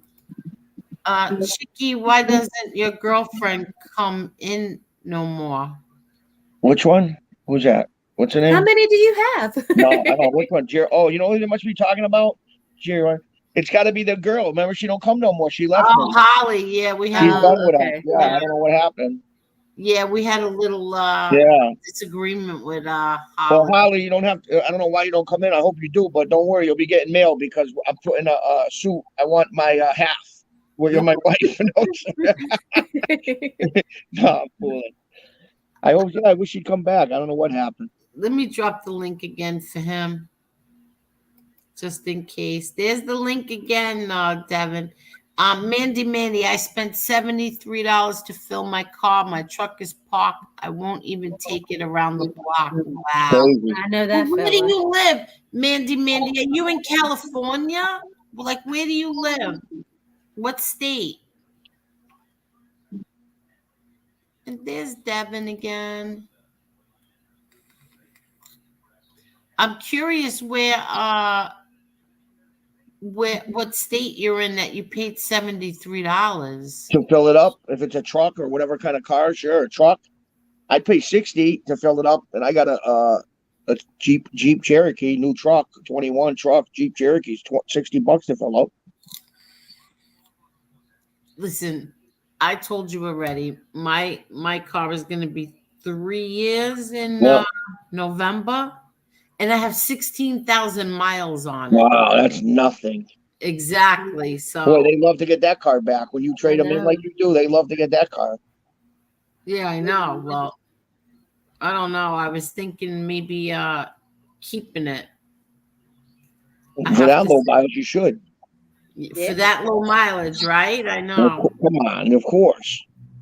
You know what cars are going for in the auction now? I mean, you get a used car with 16,000. You know what the prices of the cars are now? It's crazy.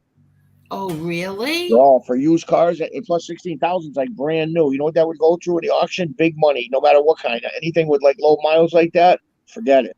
Really? Yep. Well, yeah. Well, the last time, see, I just tell them here, they always want me to come in early, and right. This time I'm not falling for it. I'm not going in early. I'm gonna wait right until it's due, and then I'll go in, and I'll find out like what the buyback is or whatever. Right. But if they want my car, if they want me to get a new car from them, they have to give me the same deal they gave me on this one. Because my last car had the same kind of like maybe a little bit more mileage and no money down and a reasonable payment, and we got a deal. So look at this one, Jason. My diesel Duramax cost me $840 every 2 weeks. Yeah. Oh my gosh. Oh my God. Yeah, the Duramax with a big, huge capacity, big motor. It's huge. Yep. Oh, wow. No way. That's unreal. Every 2 weeks. Yeah. That's why these truck drivers, these long distance truck drivers with the 18-wheelers in them, you know what they're spending for gas? Oh my God. Oh, wow. I know. Listen, I filled my car up Saturday when I went to Pennsylvania. I filled it up. I'm trying to remember how much it cost me. I think it was I had a oh, look, here's Devin. Hold on. How much it cost me? I think it was hello. Hey, Devin. Oh, look, here's Devin. Hold on. Devin, now let me tell you what you have to do, okay? You just have to turn off the volume on the YouTube. Okay? Yeah, you could click out of the YouTube now because you're in StreamYard. Okay. Hi, Devin. Hi. Hi, Devin. Hi, Devin. Hi, guys. How old are you? I'm 12. This is a yeah. You are so handsome. You are so adorable. You're 12 years old? Yeah, but my YouTube picture is like me when I was like 6 or 7. Oh, really? That's okay. So tell us about yourself. We're so excited you're here. I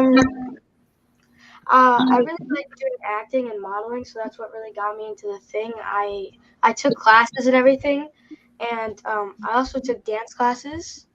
And when I auditioned for Gravesend, I actually auditioned for a dancing role, but Benny Z, William DeMeo, he actually wanted me to be him when he was a younger kid in the show. Very nice. So how first of all, tell me how you pronounce your last name. Oh, Divirgilio. Oh, Divirgilio. That's so easy. I'm so dumb. So I have a hard time pronouncing my last name. So how many episodes are you in? I'm in one for now, but I'm not sure if they want me to call back or like if they want me to be in the next episode. Oh, very good. Are you excited? Yeah, I really like Gravesend. I actually watched some of their episodes. It's a really good series. Yeah, and have you been in anything else? Is this your first role, or have you been in other things? No, I've been in other things, but they weren't as big as Gravesend. I've been in a show, like a little commercial before the Kentucky Derby. It was with Chaz Palminteri narrating it, and I was the kid in the basically just the ad before the Kentucky Derby. Oh, very nice. So now, do you live in New York? You're from New York? I live in Long Island. Oh, you live on Long Island. Oh, so do I. So that's nice. And now, what's the weird connection that we have? Oh, yeah, it was someone's, Do you need help? yeah, I forgot who it was. Hi guys, it's Devin's mom. Hi, how are you? How are you? How are you? I keep telling him the funny story, and he was like, "What the heck is going on? What are you talking about?" Aw. You're I'm growing up. I'm in my late 40s, and your dad was always this big iconic man that we adored and loved. My mom's from Ozone Park. My dad's from Williamsburg, Brooklyn. My dad is literally, if I were to show you a picture, could be your father's double. And to the point where sometimes my mom wouldn't even walk down the street with him or sit close to him because so many people would approach him. And but my dad loved it. He ate it up. He loved every part of it. I mean, it was literally like you were, our last name is Farasino, but Gotti was just like the name we always said when we dressed up. He put his shoes on, his suits on, his jewelry. Like he just loved it more than anything. So it just so happens to be is now my aunt passed away when I was about 10 or 12 years old. And your father's plot is actually right next to my aunt. So you'll see Calvaca next to him. And then on top of Calvaca, you'll see Sparacino. So your dad is actually surrounded by my entire family. Oh, that's so true. That's right. Wow. So bizarre how things go full circle in a weird way, because I felt like, you don't know me, I don't know you, but just your last name, we just felt like we were part of the family. It was just the way it was, for us. And now that your dad is actually surrounded by my loved ones and being well taken care of and vice versa is just like so heartwarming, or it's just so bizarre but great at the same time. It really it means something. Wow. So I must have ran into each other at some point, because when we used to go and visit, we'd pay respects, as in if you guys were there, we wouldn't walk in, just it's a respectful thing. People want to mourn in their own way. And then when you guys would leave, we would enter. Wow. Yeah, you know how many times, because my brother Frankie Boy's there too. So many times when I'm sitting there. We cross paths, right? It literally just amazing, really.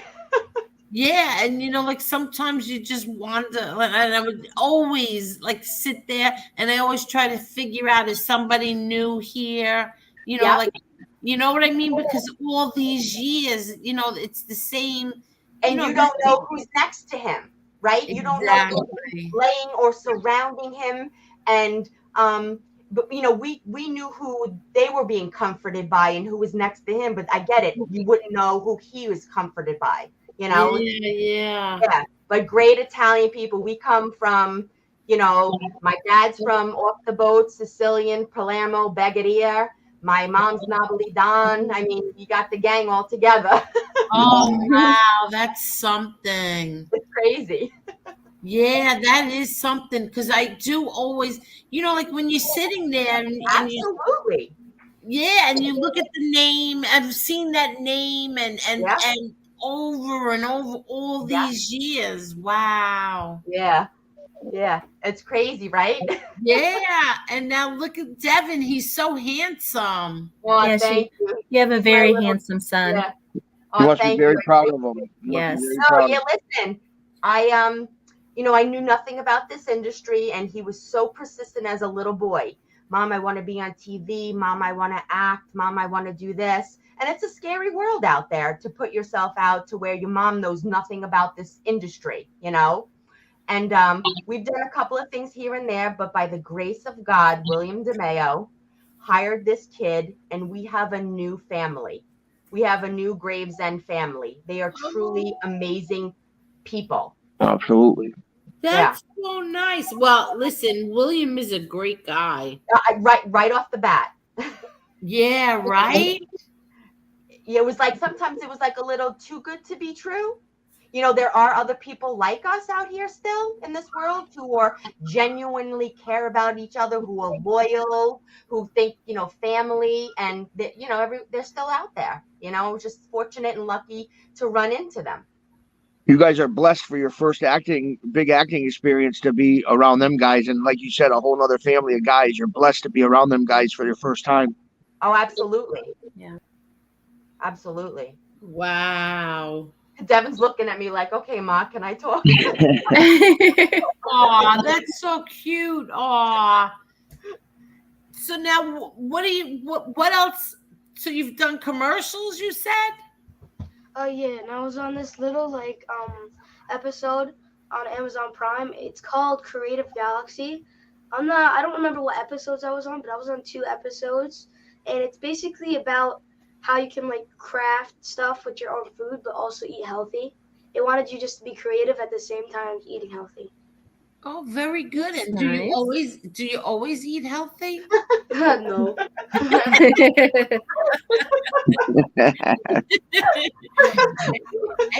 and do you have any brothers and sisters? No, I'm an only child. Oh, wow. You must be spoiled. Aw. So so what grade are you in school now? I'm in 6th grade. Oh, wow. That's so nice. Wait till all your classmates see on Gravesend or their family or somebody. They're gonna start. You know, I don't know if they'll watch it, but somebody's gonna start watching it, and they'll say, "That guy's in my class." You're gonna be a celebrity at school. Yeah, I dressed up as my character for career day. Oh, you did.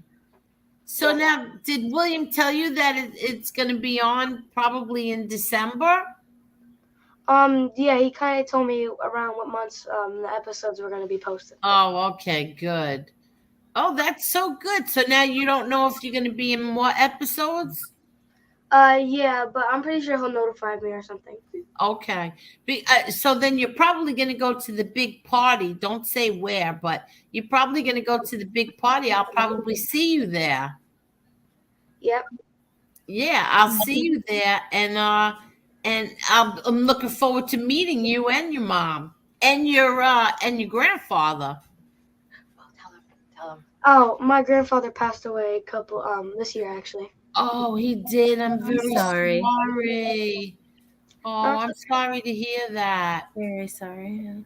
Yeah, but I'd love to see pictures of him if he looked like my dad. Yeah, he actually kind of looked like a twin. Really? I can't wait to see that. And where did he live in Long Island, or he lived in Brooklyn? He grew up in Brooklyn and then moved to Long Island later on. Oh, okay. I can't wait to see him. Now you got me my curiosity. I want to see what he looks like. Yeah, he was a very good man.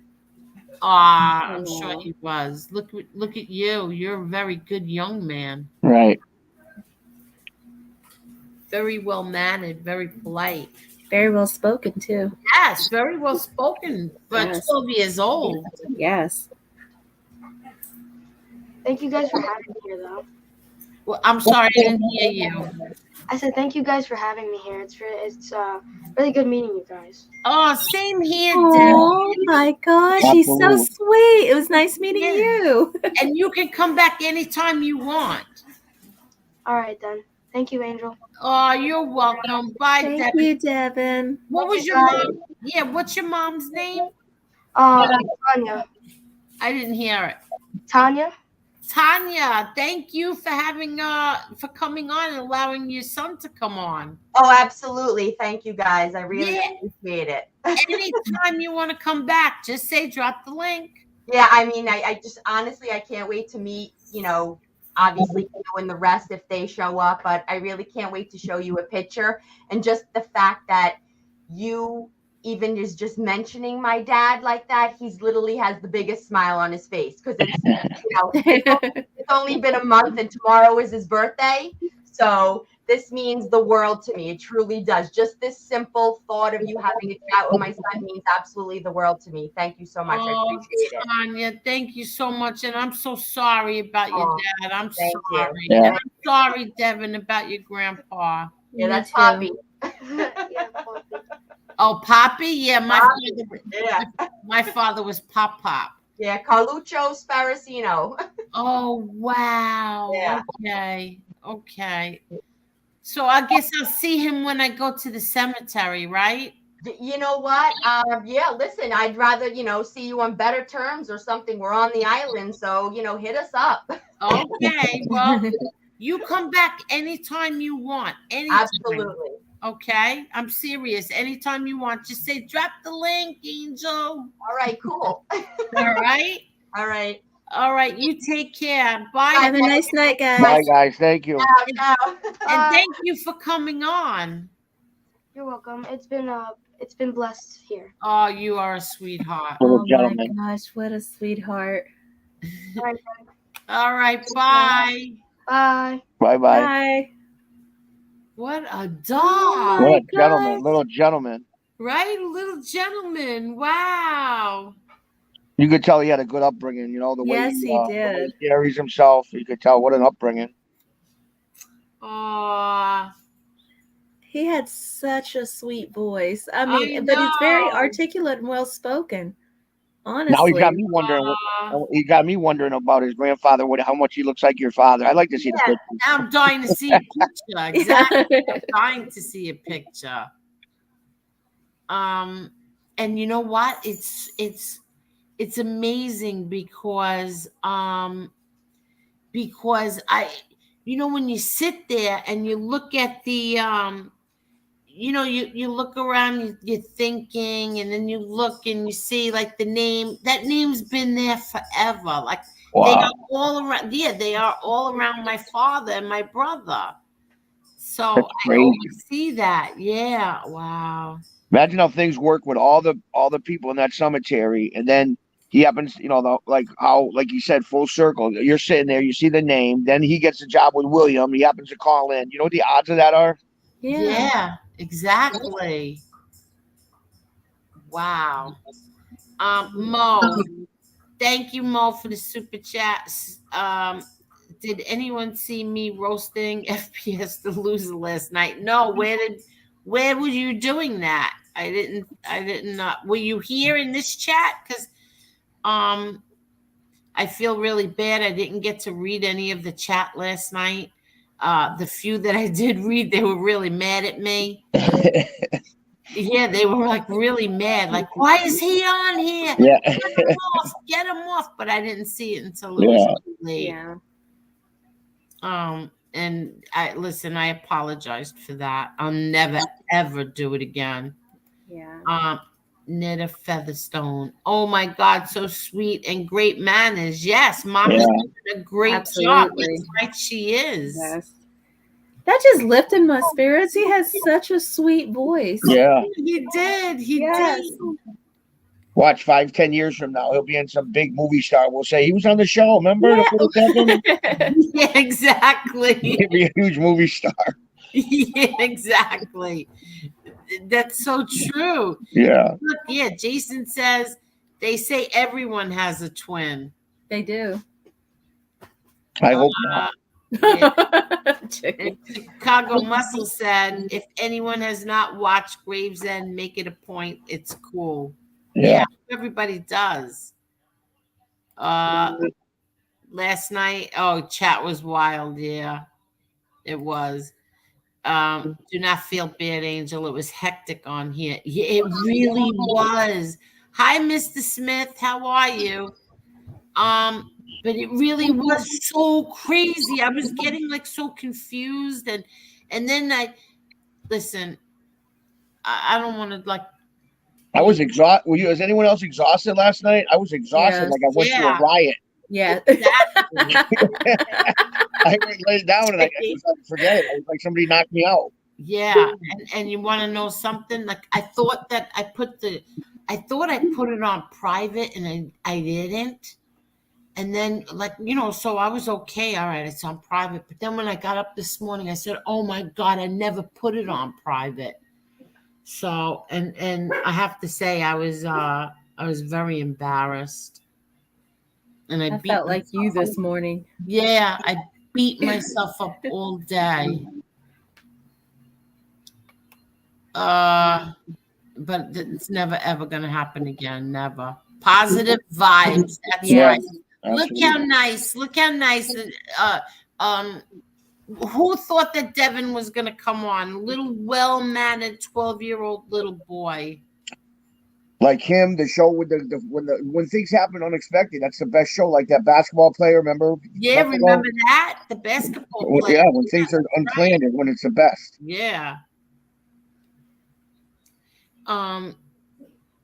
I know that Zena said her and Vinny Paz will come back on, so we'll see. That's he's a legend over here in New England. Oh, he is over there. Oh, yeah, that's right. Yeah, he's from Providence. He's been a legend for years over in our area. That's right. I keep forgetting. You're Rhode Island, right? Massachusetts, right there. Connecticut, you're, Mass, right there. You're very close to it. Yeah, oh yeah. Providence is maybe an hour. How did you see it? Wait, what is she saying? Mandy?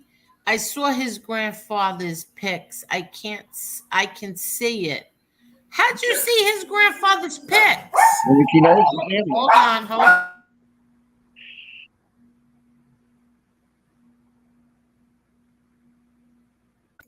She must know the family. Oh, she must have went. Maybe he has an Insta. Oh, that's what we should have asked. Oh, him. right. Yeah. We should have asked him. Does he have? If him and his mother are still listening, just in the chat, put the Instagram or whatever, so you can see it. Yeah, exactly. I should have gotten it. I would have put it in the description also. Yeah. Chicago Muscle said, "This is the way the chat should always be. We have seen the worst. Let's see the best." Yes. 100%. Yeah. Grambino says the Vinny P interview was awesome, Angel. Thank you. Yeah. Jason said it was nothing but drama and BS. You wouldn't have these pop up. You wouldn't have these pop up out of the blue people on or anything. You're right. Oh, Mandy says she went stalking. And he has an Instagram. Okay, good. Okay. Oh, you know what? If you look up his name on Instagram, I bet you it'll come up. Devin, how you ever spell the last name, I bet you he has it right on Instagram. And maybe you can message him. So when you title it, ask if he minds if you. Right, exactly. Do it that way. True. To be honest, hi Kathy. To be honest, I almost unsubscribed from my channels because of the chaos going on. It was a war zone going in, and I agree. Yeah, me too. It was exhausting. I agree. Like I mean it. I really, really mean it. I am done. I don't want to know anything. I don't want to know anything. No one tell me nothing. I'm completely done with that. This show has been a really good, much needed show. Thank you, Gianni. Thank you, Gianni. That's very nice. Thank you. Jason T says Marla is an impressionable lady. She is filled with fire. Real men felt her when she matched their passion. Wow, Marla. All righty then. You want to laugh, Angel? I got a call this morning, like 9 o'clock this morning. It was my lawyer, and he goes, "Hey," he goes, are you glad I kept you out of prison? I go, why? He goes, because I was up last night hearing you fight with everybody at 12:30 at night. He goes, I was writing up some summaries and I put it on so I could just hear it through my headphones. And he said he was laughing through the whole night. Oh gosh. So Oh gosh. shout out to my lawyer, Dan Hagan, great lawyer in Hey, Dan, New England, great guy. And thank you for listening. Yes, watching, absolutely. listening. Yeah, thank you. What? I really like Gravesend, but I don't like that tank top with all the holes in it that William wears under that leather jacket. I didn't see him with holes in his shirt. I think I don't recall that. I mean, unless it was. I know he wears tank tops, but I didn't see holes episode. in it. Yeah, I don't think that's true. Chicago Muscle says, Marla, I did not get a chance to tell you, but I was crying, laughing last night. Yeah. Thanks a lot, Chicago Muscle. Yeah. When she became Cutter Suge Knight and Biggie's crew, or no, and Tupac's crew. Listen, I'm never gonna live that down. You know what the funny part was, Marla, was Angel. I could picture her looking on the screen. Well, where the hell's that coming from? Is somebody joining it I don't know about? Wait, I was so confused. I was just so confused. It's like I blinked my eyes and I was like, what the hell just happened?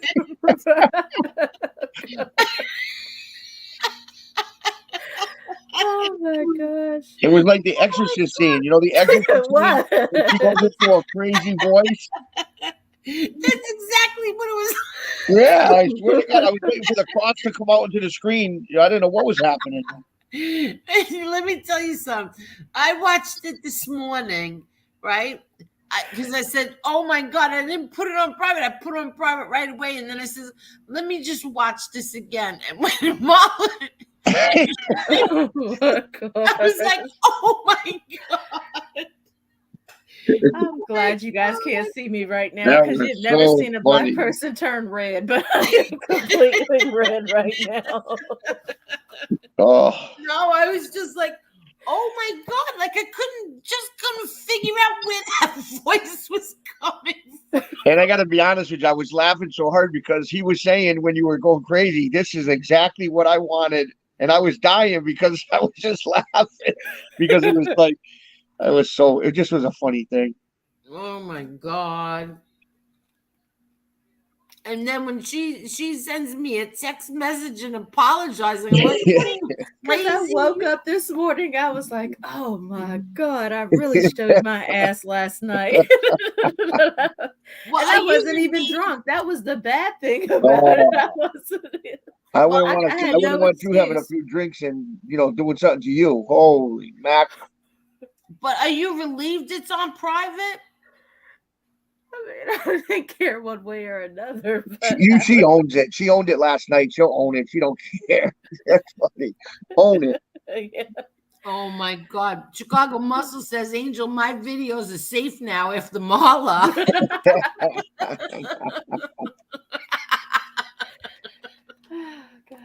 I keep thinking about that. My daughter comes running up. Oh my God. She goes, Marla is great. I'm like, oh my God.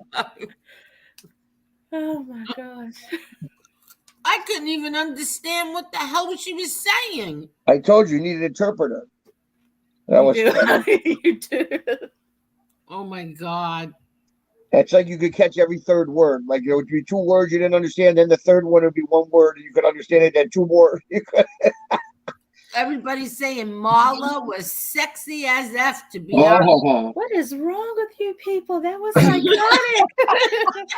You guys are crazy. You guys must love crazy women. Oh my God, this is so funny. And you threw that quick CS word. I said, wow.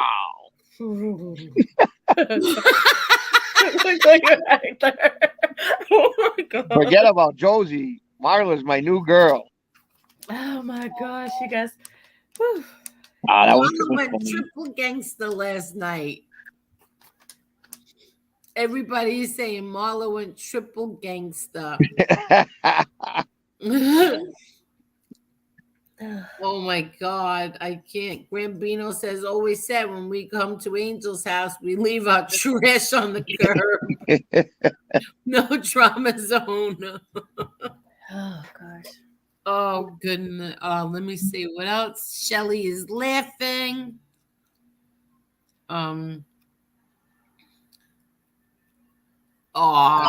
Marla, even Federal Hill Bill, Marla, even when you're vicious, it sounds so sweet.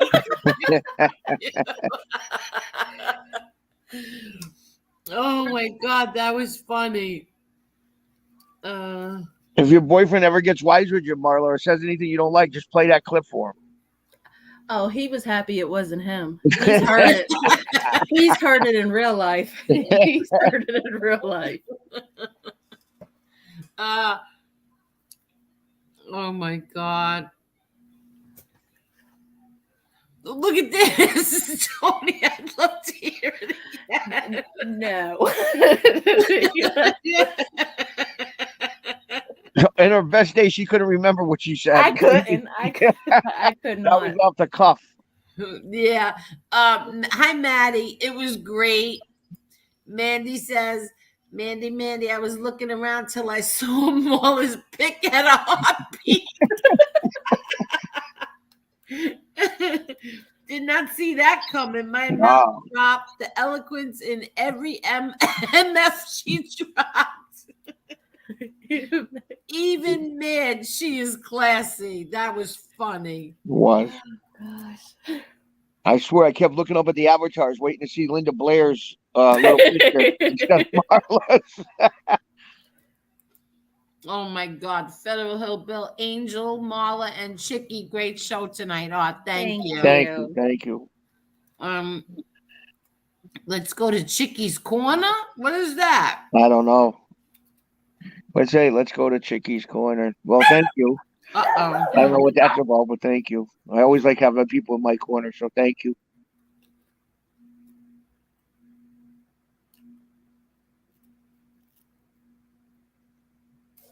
I had to mute. She was speaking in tongues. I guess that's one way to put it.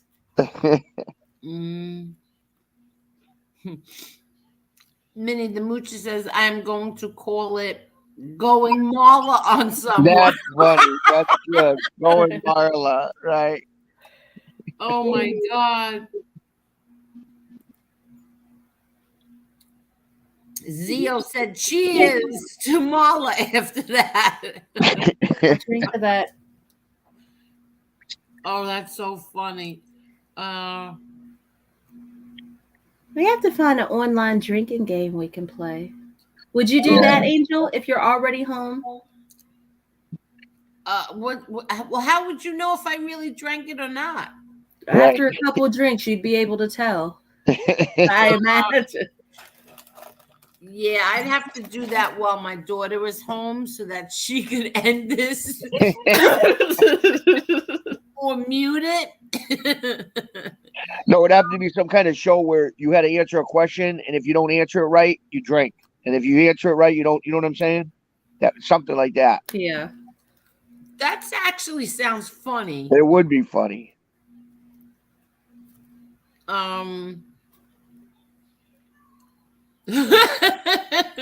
Wait. I think I heard Marla's fiance stop snoring. He wasn't here. He wasn't here. Oh God! Did your kids say, "Mom, what's going on?" after last night, or they didn't hear it? Oh no, they steer clear if they hear something like that. Chicky, one question: how could you sleep and snore during all of that? No, that part I woke up completely for. It shocked me into waking up for that one.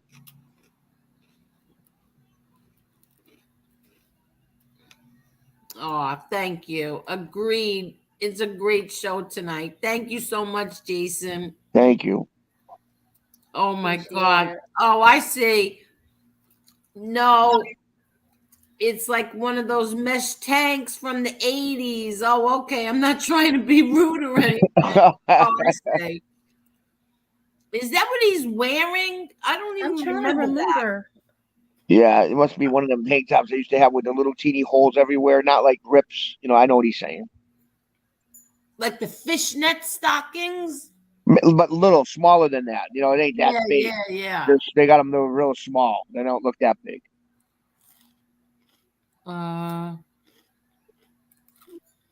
This is so funny. I imagine a drinking game. That show could get really interesting.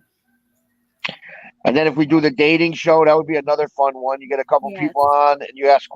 There's a couple of things we could. I mean, maybe Jerry could help. It would be great. I know, but how would we really know, like, how much we're really supposed to drink if, like, say, if I'm really gonna drink it? Well, that's it. Yeah, I know you'd have to. Yeah. We have to trust each other, I guess. Yeah. Yeah, but what kind of questions too? Could make any questions up. It could be like something about TV, movies. It could be any genre. It could be all the genres. It could be anything. Yeah. Like certain lines out of movies. You say a line and they got to tell you what movie that came from. Yeah. A sip, not a shot, says Tony the Night Owl.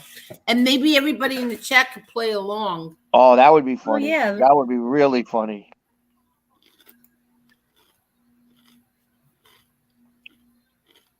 But could you imagine? I fall asleep.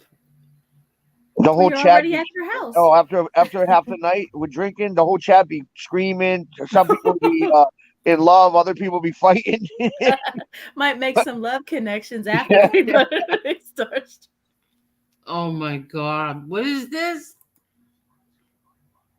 Chicago Muscle, Chicky, if the angel set you up with that chick, you want to do it again. Yeah. She left us. She left me. When I say me, it's all of us. She left us all. Yeah, well, she wasn't our fault. Yeah. She lied. She shouldn't have lied. Right. But whatever. I'm not a grudge holder. Red Dog said that he would play. See? Yeah, I'm telling you, a lot of the chat would play. I'm telling you, they would really play, all of them. It doesn't have to be shots. It could be a drink and yeah, like a sip of it. You got to go crazy. You could have whatever. Each buddy could pick whatever they enjoy drinking. You pick your own thing, and you have a drink. Okay, I lost it. You have a sip. Don't have to be a shot. Could you imagine MRE? Does he drink? My God. That would be fun. We gotta ask him to play. I don't know if he would do it. I don't know if he would do that. But he's very good at questions. He's very good knowing about movies. He's very, very good, knowledgeable on a different subject. So he'd probably be really good at it. Yeah. Oh my God. Oh, this is funny. The writing will get sloppier when time goes on. Oh, on the chat, you won't even know what they're saying. Hey, they'll have to do their talking. They'll have to do their talking through emojis because I don't want to picture those emojis. Yeah, laughing faces. That's how they'll. Hello. I'm here. I know you are, but I think we lost Chicky. No, I'm here. Can you hear me? Okay. Yeah, I'm here. That lady Holly. Look at the way he spelled Holly. That's so funny. The lady Holly was crazy and not the crazy we looking for Chicky. I know. I never made it down there, so I can't tell you. Thank God. I would have probably ended up like that movie. She would have put me in the cellar in one of them wells. What was that? Silence of the Lambs. Oh my God. She would have rolled down a basket to me, and I'd have put lotion all over my naked body. I don't know if I should have went there. Oh, that's funny. We should do it like the do you remember the dating game back in the day where they that's what I was talking about, something like that. We should do that on here. That's what I was thinking. Yeah, do the date. We should have like 2 contestants and then like ask questions and then the best one contestant, he picks, she reveals herself. Picks the best contestant, you understand? And then you know, and then they come show their face. I don't know. You got to figure it out, but it would be funny. Yeah, well, they don't really even have to show their face. Maybe they could just show their avatar. Yeah, right. Exactly. They could be up on the screen. Yeah, exactly. That would be funny. And we have to have our first bachelor. Well, do you want to be the first bachelor? Or we'll ask Anne-Marie to be the first bachelor. Well, let him be the first one because I can't go on a date for about 9 more months. I can't go on a date for 10 more months, so let him be the first. Unless they want to come over here and get a pizza and watch Gravesend. Netflix and chill, Chicky. Netflix and chill. Exactly. Oh, that's so funny. MRE can do shots of sweet tea or Coca-Cola. That's so funny. Wait, I just lost. Oh, here we go. Mo, no, in his own chat until his losers blocked me. Oh, so that's where you did it. All right, I see. Mo, if I stayed any, I guess you meant longer, their loserness would have rubbed off on me. I was a minute away from applying for Section 8, grown men talking drama and begging. Well, thank you, Mo.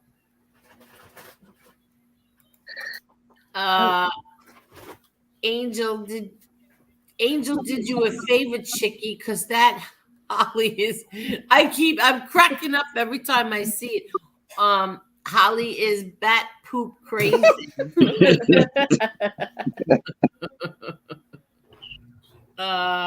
Coach says you can take your avatar off and only show the pic if you're drunk, full, and empty on the counter. Oh, that's funny. I mean the Trisket. Yeah, that's it. I'm all caught up in the chat. How do you like that? Awesome sauce. What? Awesome sauce. That's my word. Chicago Muscle says, Cromel, you might have to fill in for me that night. That's funny.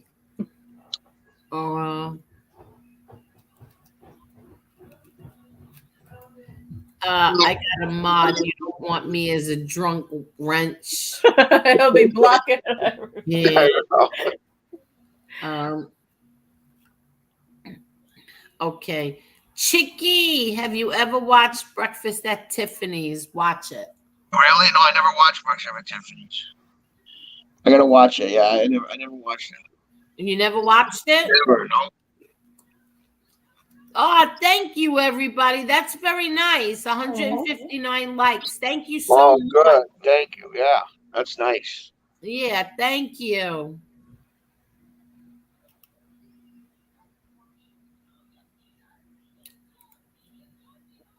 Perry, how FBS gonna call MRE racist? So the Popo? What? So the people who own the Hoffman Group, where I went for an interview, because they are the one model of a V2 rocket and communist soldiers with American ones. Are you talking about his dioramas? MRE could narrate it and you guys, MRE picks the question and you guys could play. That would be fun. Yeah.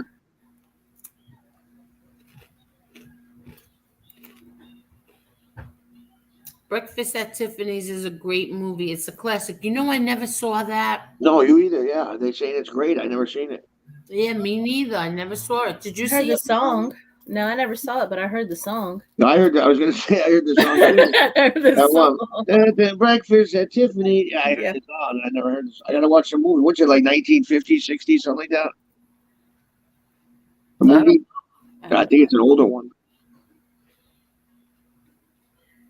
I have no idea. Oh, Kathy's saying, watch it, Chicky. What did it say? She said, watch it, Kathy. What's this? I thought we were supposed. Jason said I thought we were supposed to see pics of MRE, also known as Clemenza dates. What happened to that?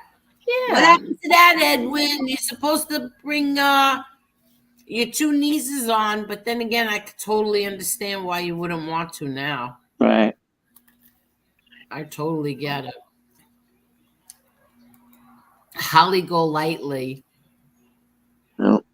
That's No, fine. Holly, go bye-bye. Around. Perry wants to come on for 2 seconds. Of course. Yeah. Hold on.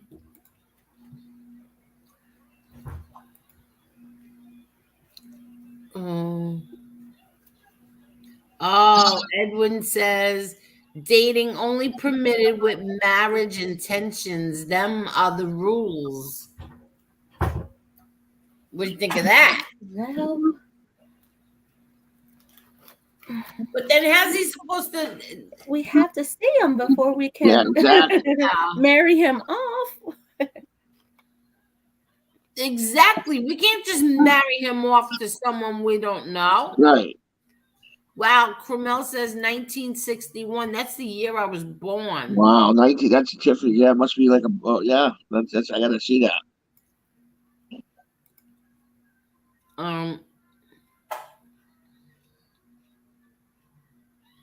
Hi, Perry. Hello, Perry. We can't just marry him off to someone we don't know. Right. 1961. That's the year I was born. Perry, you just have to shut off the YouTube. You have to mute it. Okay, hold on.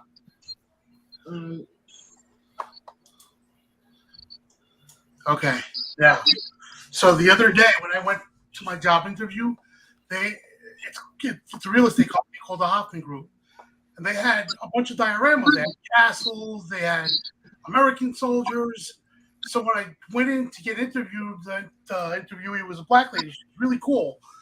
I looked to my right, and there was a model of a V2 rocket, only it didn't have the swastikas, you know? And next to it was like communist soldiers and American soldiers. So I'm thinking to myself, I'm like, okay, if they were racist, the lady wouldn't be working for them. And that applies the same to MRE. If he was racist, we wouldn't be on his channel. We wouldn't be talking to him. We wouldn't be friends with him. Well, that's what I say. Yeah. Yep. And that's what Marla says too. Yep. Did you get the job, Perry? No, they never called me back. She said she was going to call me, but I'm still applying to many other doorman jobs. I got to be close to my dad because with his heart and everything, somebody has to be close by in case of an emergency. What's the matter with his heart? My father, after my mother died 2 years ago, he suffered a major heart attack. He's a walking miracle. Wow. He's lucky he's alive. When we took him to the hospital, they transported him. They took him from Long Island Jewish to North Shore because they couldn't clear his arteries.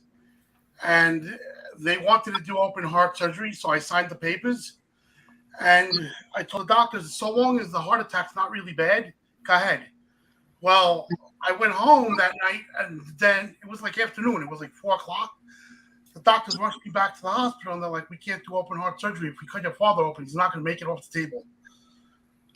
So I'm sorry. they wound up putting 6 stents in his arteries and a pacemaker. Oh, wow. I'm sorry to hear that. You know, he's brokenhearted. He misses my mother so much. They were like inseparable. Aww. Plus, he's 75. He's got dementia. It's you know, it's not getting any better. So do you live with him? Do you take care of him? Yeah. Oh, okay, good. I get paid by the state now to be his nurse because I refuse to put him in a nursing home. When this always sticks in my head. When I was about 6 years old, I would say.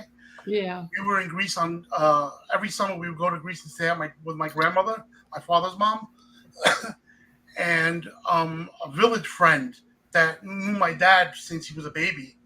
She had fallen and hurt in her hip, and she was in recovery at a nursing home. And we went to visit her, and there was a male nurse there telling her to shut up when she was in pain, screaming in pain. Oh. I will never forget my grandmother cursing this guy out at that age. At that young age, she cursed him out. She went off on him. She was like, "How dare you scream at an old lady like that? That she's suffering in pain, and you're gonna tell her to shut up? Why don't you shut up?" She told him every name in the book. Oh, wow. Yep. And unfortunately, that's too familiar in that. That's why you got to have a loved one that goes constantly and watches them, because you see the poor people that are just laying there. Nobody goes and visits them, and they treat them awful. There are good places, but most of them are pretty so packed and full. They don't have the time to really, Yep. Yeah. From that time on, I promised both of my parents, even before my mother passed, I said, if something should happen, you're not going to go to hospice. You're going to die in the house. I don't want to put you in a hospice, because you never know what they're doing to you. You never know how they're treating you when no one's there. Right. So he's going to die in the house. He's not going to no nursing home. That's it. All right, good. He keeps telling me he wants to go to Greece and die. I'm like, yeah, you're going to get buried on top of your wife. That's it.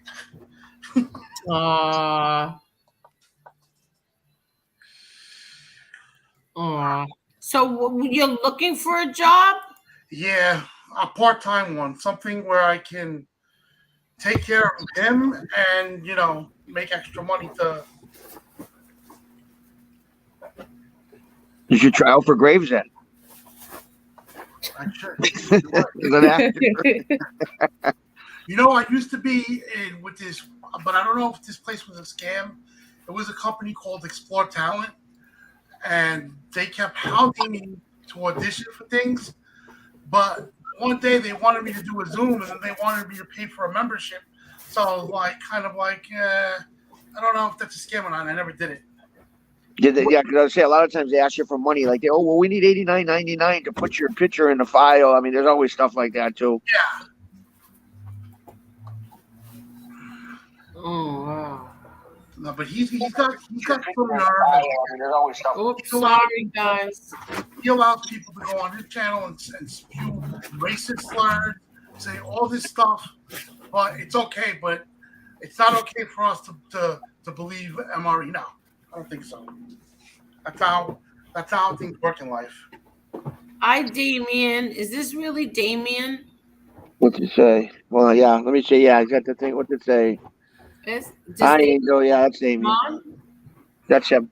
That's Damien. Does he want to come on? I don't know. I don't know if he wants to come on. Yeah, ask him. Do you want to come on, Dame? Just don't smoke pot, though. No. That's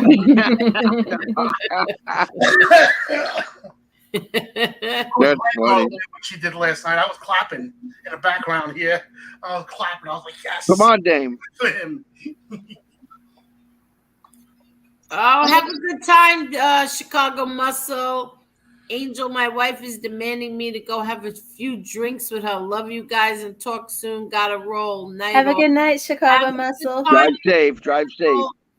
Hey, Chicky, what would be like a good, place for me to start? Like getting even just as a stand-in. You're asking. I'll be honest with you. You're asking the wrong guy. I got so lucky with what I just got together. Yeah.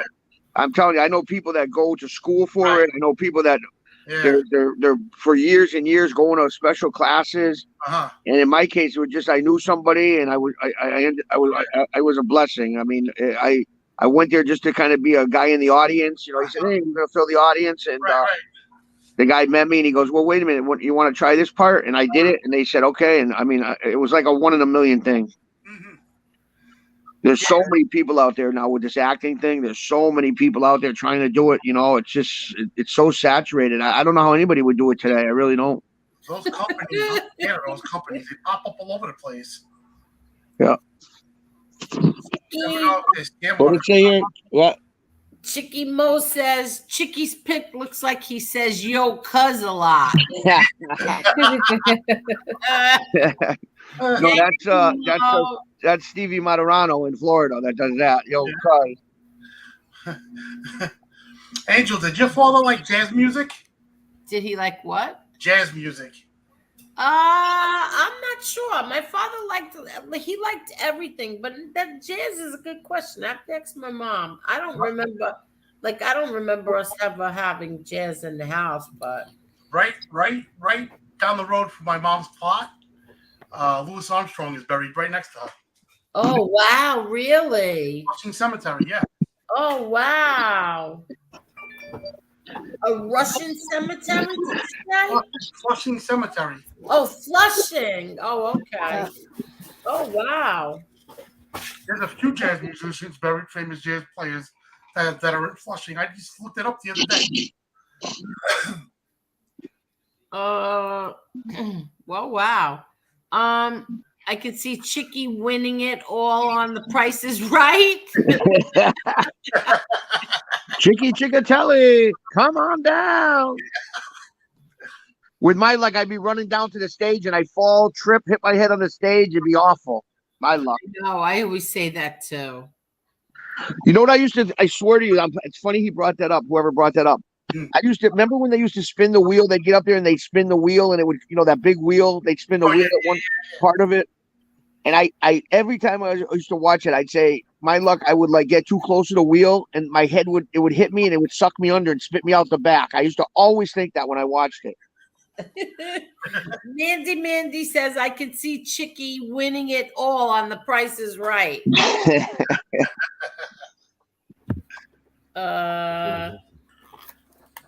Tony the Night Owl. I lost it. Oh, look at this. Damien. Hey. There he is. Hey, Chicky. Hey, Chicky, Dame. what are you doing? We watched the videos, Dame. We watched them. That's We good. watched them. Hi, Angel. How are you? How are you, Damien? I'm doing just good. I'm all right. I'm just relaxing. What are you guys up to? Hey, Nothing. Damien. That's Marla, Damien. Hi, Marla. How are you? I'm fine. How are you? Hold on, Did you I'll hear her? show Did you hear her get gangster last night? I'll show my ugly mug in a second. What? I said I'll show my ugly mug in a second. Give me 1 second. Hold on. You're just getting situated. Oh, Did you see Marla go gangster last night? Marla was straight out of Compton last night. I'm so sorry. Yeah, I told her she should work for Suge Knight. Oh, okay. Gosh. Yeah, she should. She. Who's this? What's up, Perry? How are you? Hey, what's up, buddy? What's up, pal? Hey, Damien. Tell Perry, he was just asking. He's interested in, he got the bug a little bit of acting. Tell him what's easiest to get started, because I told him we were lucky, but tell him how he could probably do it. Really what it comes down to is being given opportunities by people. Yeah. And I was grateful, and I'm grateful enough to have met some really good people. Angel's brother is one of them, John Jr. He gave me an opportunity to act in Witsec Mafia. So I've been blessed and I've been lucky to meet certain people, and I'm grateful, So I mean, really, it's all about who you know and given opportunities. But I would say audition, through casting places like Boston Casting has a place in Boston. They have them in New York too. All over New York. I had a company that would text me called Explore Talent.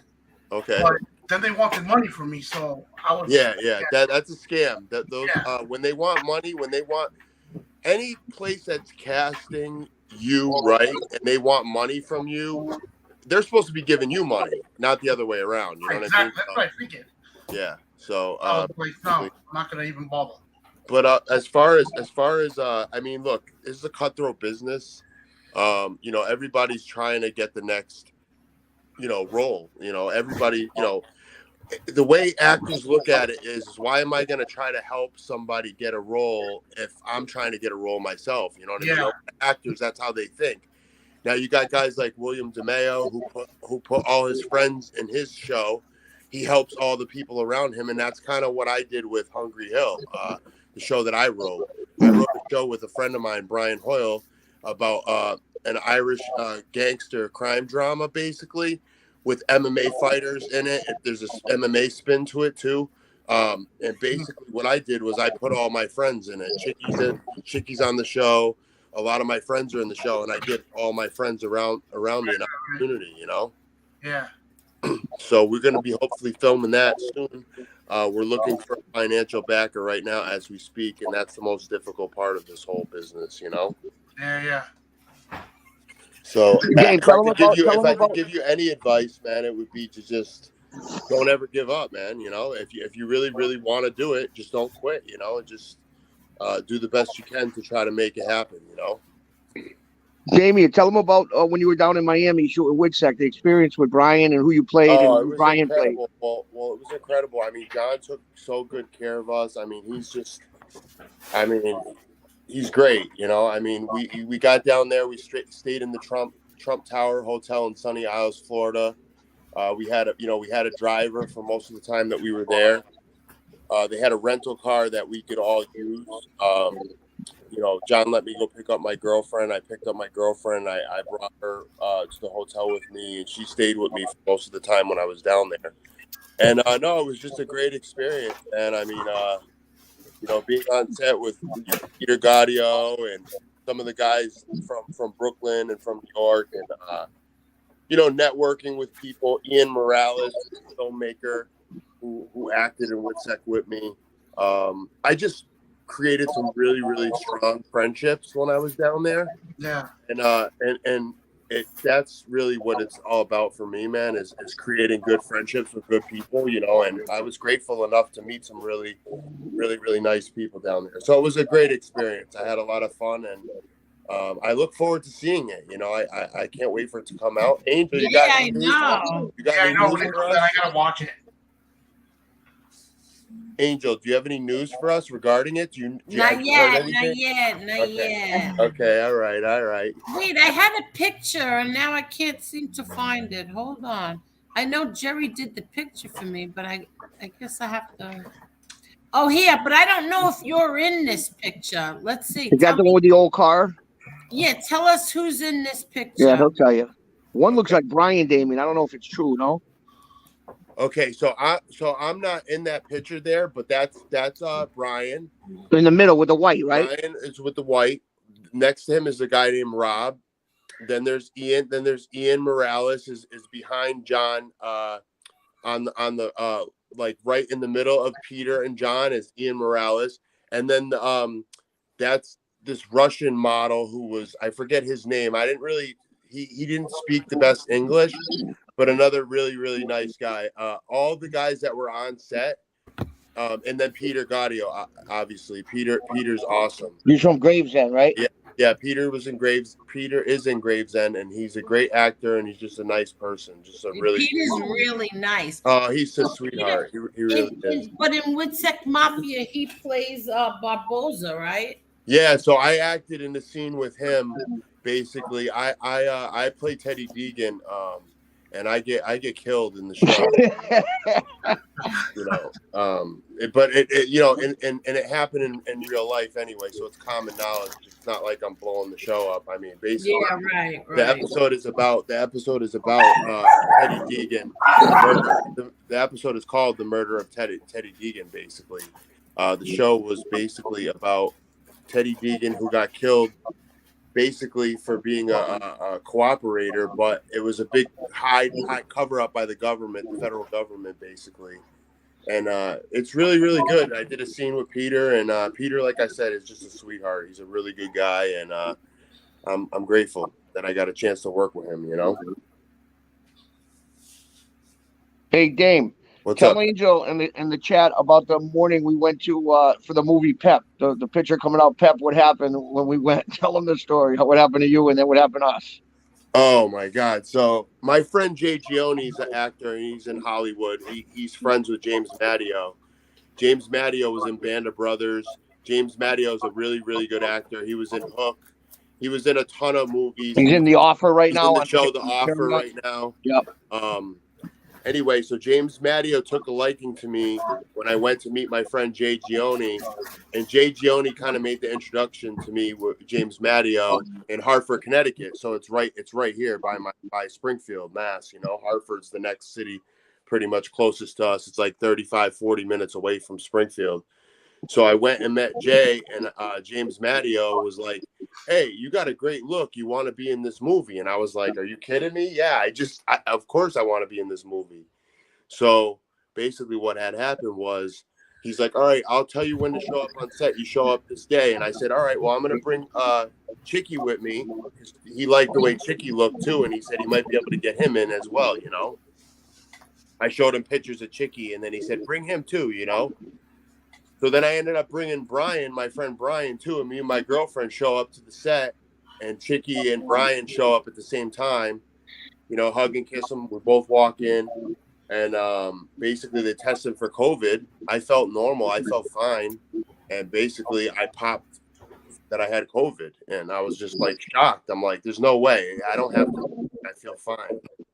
And sure enough, they tested me again, and I had COVID. So they ended up getting, you know, an opportunity to act in it, which I was happy for them, you know, and other opportunities will come from it or whatever. But, you know, it just sucked for me because I really was looking forward to doing the part, you know. There'll be other stuff. Kasparosa's online, Dame. Oh, is he? Yeah. What's up, Chris? No, this is Frank Rizzo. How you doing, pal? What's up, brother? How are you? I'm good, man. I'm doing good. So Chicky, I don't want to bring it up, but yesterday was a wild night for you, huh? We won't get into it. Let's keep it. Yeah, we've been rolling good tonight with mother's videos and singing, and we're good so far. Right. I only saw the first couple of minutes of this show, right? But like, you know what? Let's not even talk about it. I don't want to. I just got to bring up for my own protection, Marla. You know, if I ever insult you again, please I'm don't sorry, show up at my Chris. house. I'm sorry. My windows aren't bulletproof, please. No, I'm listen. sorry. I'm telling you. No, I'm telling you. I'm gonna. If I ever need help, I'm calling Marla. Marla playing no games out here. Team Marla. I'm sorry. Mo says Marla has that cute fighting counselor. She's one of the girls from The Craft. Remember that movie? Hey. Oh, that's awesome. Hey, Damien. Damien. What? When Marla started talking last night, you know, going into that thing, yeah. Angel was looking at the avatar, going, what person is that? I didn't let that person on. He didn't know what's on. She said, Marla seems quiet, you know? But I couldn't. For the most part, I am. You're very quiet. I can tell, but man, you got gangster. Yes. And every time I think about it, I start laughing because I'm like, wait, what the? Where was that? Oh my gosh. Where was that coming from? I never in a million years expected it. It was kind of needed, though. He needed to hear it. Nah, me and Damien saw that coming. We spoke about that months out. We were like, Marla, watch. Here's a spike bat. We knew that. We saw the pictures. You know what story we should tell? The funny story where Chicky pretended to be the security guard. Oh, I don't know. I don't know. Come on, we gotta tell it. Yeah, you gotta leave some parts out of it, you know. Nah, we gotta tell it though. It's funny. I'm not gonna tell. No, I'm not gonna. Yeah. Yeah. So me and Chicky and Kasparosa were doing this little project where we were like doing some improv acting stuff. Right? Yeah. And we were at a Red Roof Hotel, which is like over here by us. It's real ghetto. Like, you know, there's a lot of like prostitution there's a lot of like prostitution that goes on there and stuff, you know. Mm-hmm. So we're filming this like improv acting scene, right? And all of a sudden we see these girls with these lights, these big lights, these big like a lighting kit. Like lamps, like they're acting professional like movie lighting for like they're gonna be filming something, right? Like a cheap porno, basically, at the motel. Yeah. So basically, they were filming girl on girl porn, you know, and allegedly. Yeah, allegedly. Anyway, so we're like, I mean, we would know for sure, but they wouldn't let us in the room. You know? We're like Chicky. You got to pretend you're a security guard. And you got to go knock on the door and tell them that they need permits on the premises, you know. So Chicky goes over to the door, right?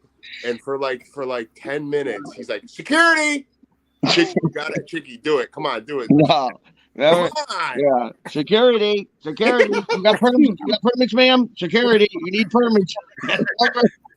You have building permits to be filming on the premises? Yeah, right. Oh my God, we were laughing so damn hard, right? Meanwhile, the people inside the room are shutting the curtains, the lights are going, they got the actresses on. I don't want to get into it, but actresses are like laying places, and I'm like, they shut the curtain, but they want to get this film made, and I keep disrupting them. Oh shit! Nah, Oh my God. you know what though? We should have let Damien be the one to knock on the door because he's got more game. And like, if he had knocked on the door, we would have been in the room with them, doing a Well, podcast. I got plenty of man. game. Shame on you.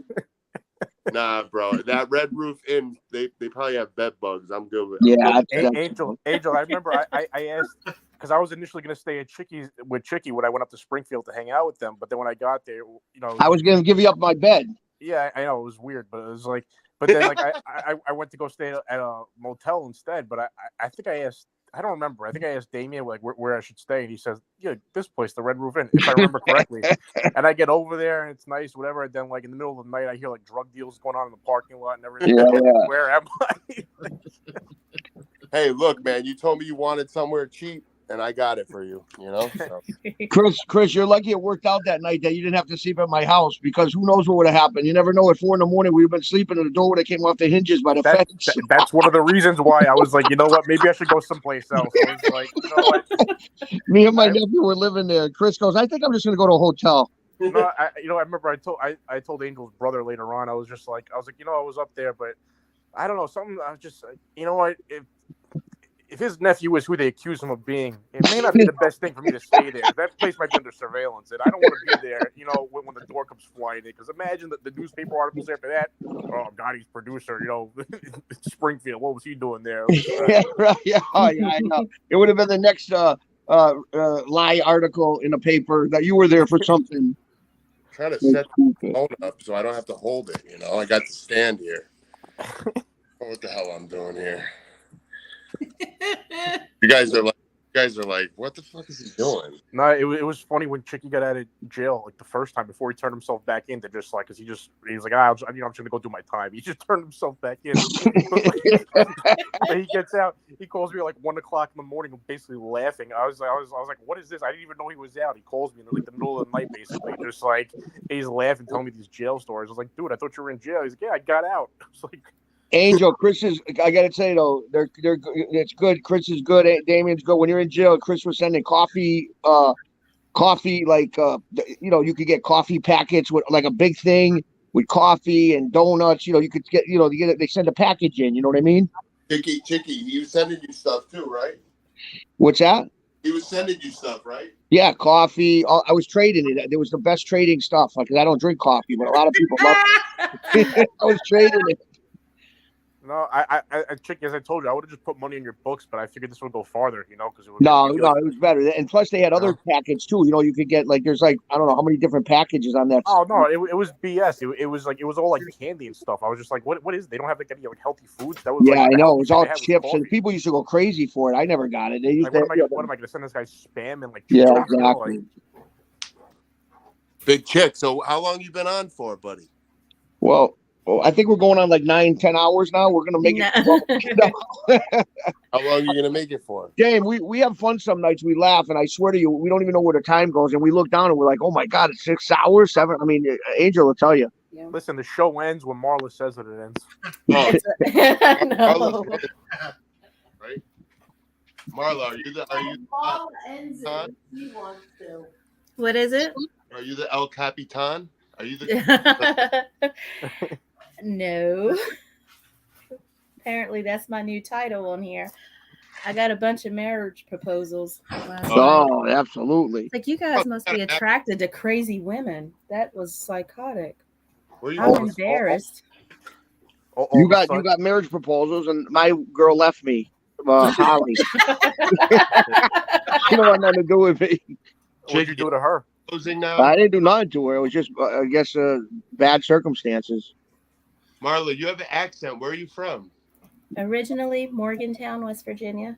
Oh, okay. Oh, they have loose gun laws down there. That explains it. The hill. Again, you're gonna insult her about West Virginia. Let me tell you, I would never insult her. She's crazy. So no. You thought the Bloods were bad? Please. She's our sweetheart. She's not crazy. See, Chicky knows she's a sweetheart. That's right. She's a sweetheart. She just had, She defended me. That's what it was. Yeah, she was like the Exorcist for a couple minutes, but that's it. Hey, Perry, where are you from, brother? Queens, New York. What part? What part? Bayside. I'm from Bayside. That's where Chris is from. I'm the one that commented to you the other day about the Bell Boulevard, the Big Terrace video. Oh, the alley of a thousand can dips. That was you. Yeah. I know that alley very well. Do you know who lived in the garage there on the bottom? No, actually no. That garage was basically like a kid that I knew. I don't want to say his name, but it was like a hangout. So that's where everybody used to cut school, and like it was just a free for all. The parents didn't care. Like you would dip into that cab into that alley, and like as you dipped in, you would see like other kids like cutting school, like smoking weed, drinking beers, like and like hey, you just run past them. When we used to cut school, we used to go to Main Street to the arcade. Main Street to the arcade. You know where Kennedy Fried Chicken is on Main Street? Yeah, I don't think I ever went to the arcade. On Main Street in Northern? No, I don't think I ever went to the arcade over there. I know what you're talking about, but the bus depot down Yeah, like right by Flushing High School. Where Kennedy Fried Chicken is? Yeah, it's by Flushing Right High on School. Northern was an arcade there. We used to cut school and go play arcade all day. No, I don't think I ever went there. Kasparos, the Bayside had a lot of Greeks, right, back in the day? Greeks, Italians, you name it. It was very diverse. It was very diverse.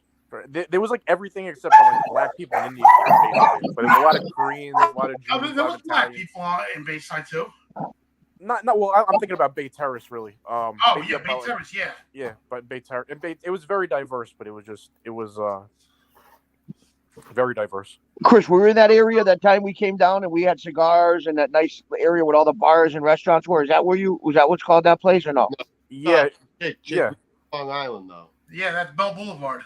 Yeah, no. When we went afterwards, when we left the restaurant with Angel's brother, when we went to Queens, we met up with Elio. That was Bell Boulevard down there. Oh, okay. By Perry, I forget what it's called. But it was a cigar bar we went to by it was by Donovan's over there. Yeah, I know that. From Donovan's. Yeah, that's where we went.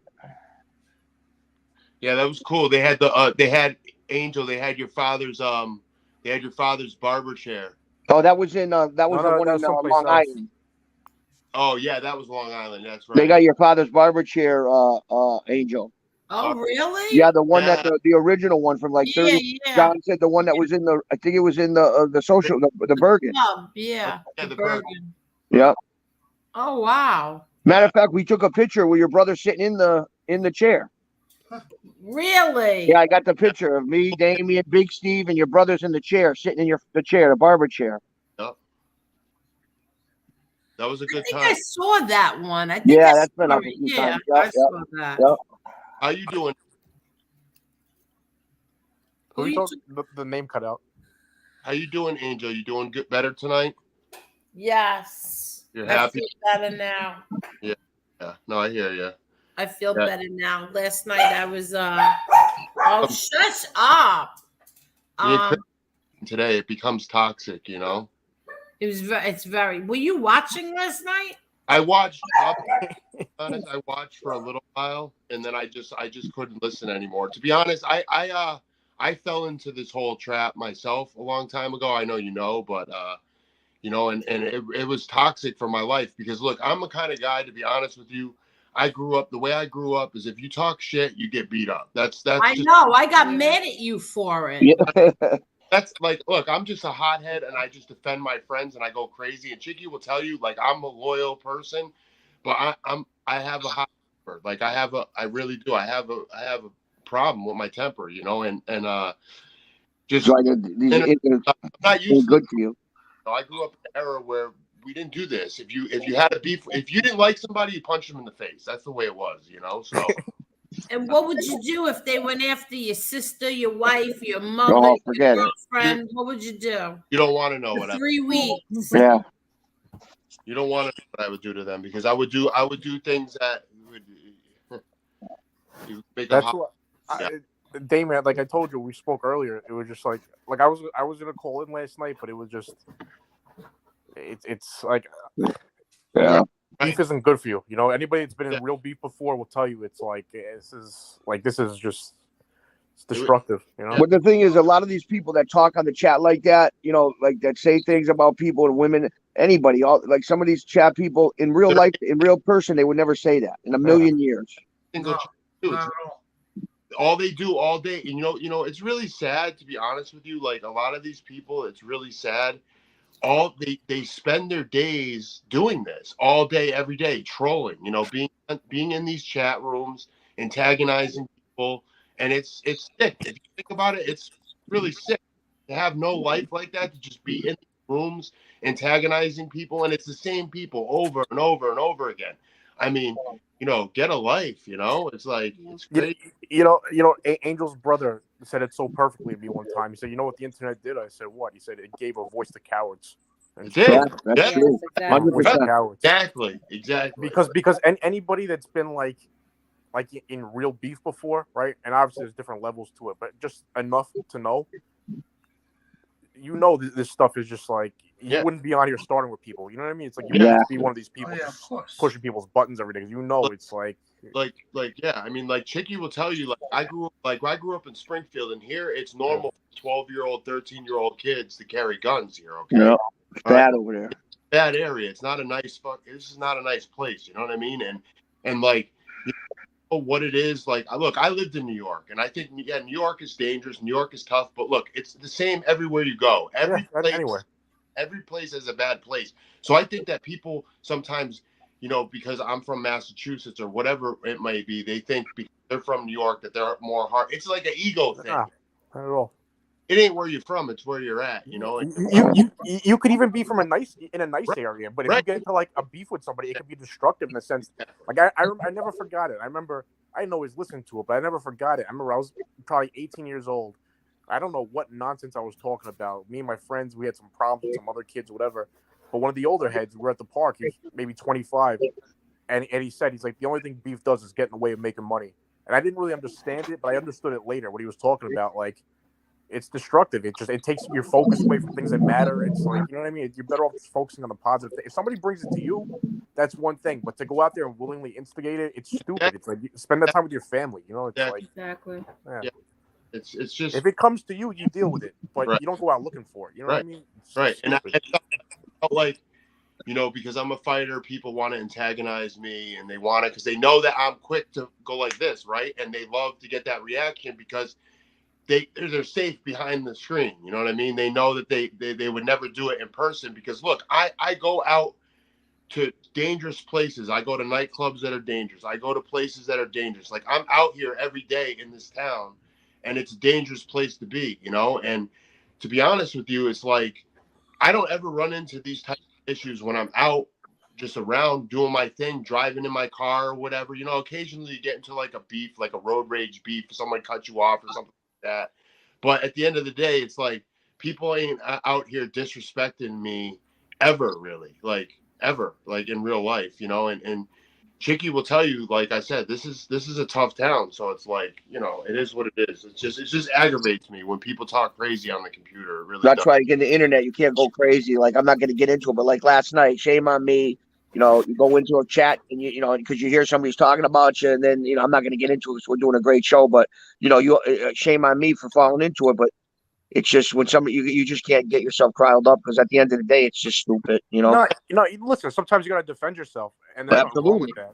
Yeah, reading some of the comments last night, and they're like saying, "Oh, some of the comments because Chicky wasn't being that like argumentative, and I know the type of person Chicky is because he's like a brother to me, Like that's because Chicky's been in the streets for real. What some of these people don't realize, My point is these guys are like, "Oh, he don't have a backbone, bro. You don't have a clue, like." What you know what I mean? Like back in the day, like you would be washing his white walls and his tires, like a different time now.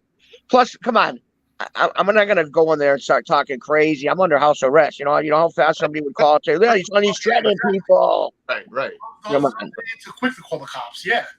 They do it in 2 seconds, and they don't have to leave their name. They're like, "Oh, but he's talking crazy, he's threatening me." And Chicky, for anybody like to knock you, it's like out of all the people in this little he's the universe world, whatever you want to call it. Yeah. Chicky's probably got the strongest resume out of anyone. You know what I mean? If you want to talk about that kind of stuff, that's strong. Like you got to understand that he was groomed by the boss of Springfield, and Bruno was a powerful guy back in the day around here. He really was, man. He was, Chicky will tell you, he was the John Gotti of our area. He was larger than long time ago. Drove all the nice cars. He had vacation homes. I mean, he was a gangster's gangster. He didn't watch The Sopranos. he didn't, you know, like they in that, what was that documentary? The documentary with your that you were in, Angel, about your brother, Godfather and Son. Gotti, Godfather and Son. That's when Bruce Cutler was talking about John Gotti, your father. John Was it Gotti Bruce or another guy? watched the movie, or he was just who he was. You know what I mean? Right. It's the same with Al Bruno. You know, that's the point I was trying to make. And it's like these guys that have never even popped a great, you know, like they're just on the internet because they're in their mother's basement or whatever. It's like, it's just corny and goofy, you know? 100%. You know, it's just goofy. I mean, look, these guys are real men. I mean, they did their time. You know, your father did his time, and not only did he do his time, I mean, he died there. You know how tough your father was, like as a guy, as a man, to be dying of throat cancer and like to go through what he went through, and to still like I'll never forget. And Gotti, Father and Son. My favorite part of that documentary was when they said that the priest came to read him his final you know, rites, and he kind of just like made a joke with Peter, like he freaked off, like, right. And then he winked at your brother, like to kind of get your brother, like letting him know he's okay, you know, whatever. Yeah. Like, that's how tough of a guy he was. Like, hey, Dame, can you imagine they wanted to up his medication? You know, like, you know, he was getting to a bad point, and Angel said they wanted to up the medication, and he looked at Peter and he said, "No. What did he say, Angel? No truth serum? No truth serum. No, that thing? No, you want to talk about winking at people? The best story Angel ever told me was that when she went to go visit her brother in Marion, and she was with Uncle Pete, and the chin winked at her. Father. The father. I'm sorry, yeah, and the chin. What happened with the chin when you saw? Oh, the elevator opened, and we had to go onto the elevator, but he was standing like he was getting off the elevator, and he looked right at me and he winked. Who did? The chin, Vinny Gigante, who was allegedly mentally ill, and he basically winked at her like she was so on he the probably joke. was looking at her like he was crazy, but then he gave her a wink. Yeah. That's funny. What a story. Yeah, but he like I just remember I said, wow, that guy looks so familiar. And then I said, yeah, he asked my Uncle Pete. I looked at him, he goes, and then he told me, and I said, oh, he winked at me. He said, yeah. He said one time, he said when I guess they were all arrested for The Windows case. Yeah. In 1990, I think. Yeah, and he said, and he was, I guess they put him in a paddy wagon or a van or something. And when my uncle was in there and they opened the door and he came on, and my uncle said, hey, Chin, how you doing? And he went, blah, blah, blah, blah, blah, blah.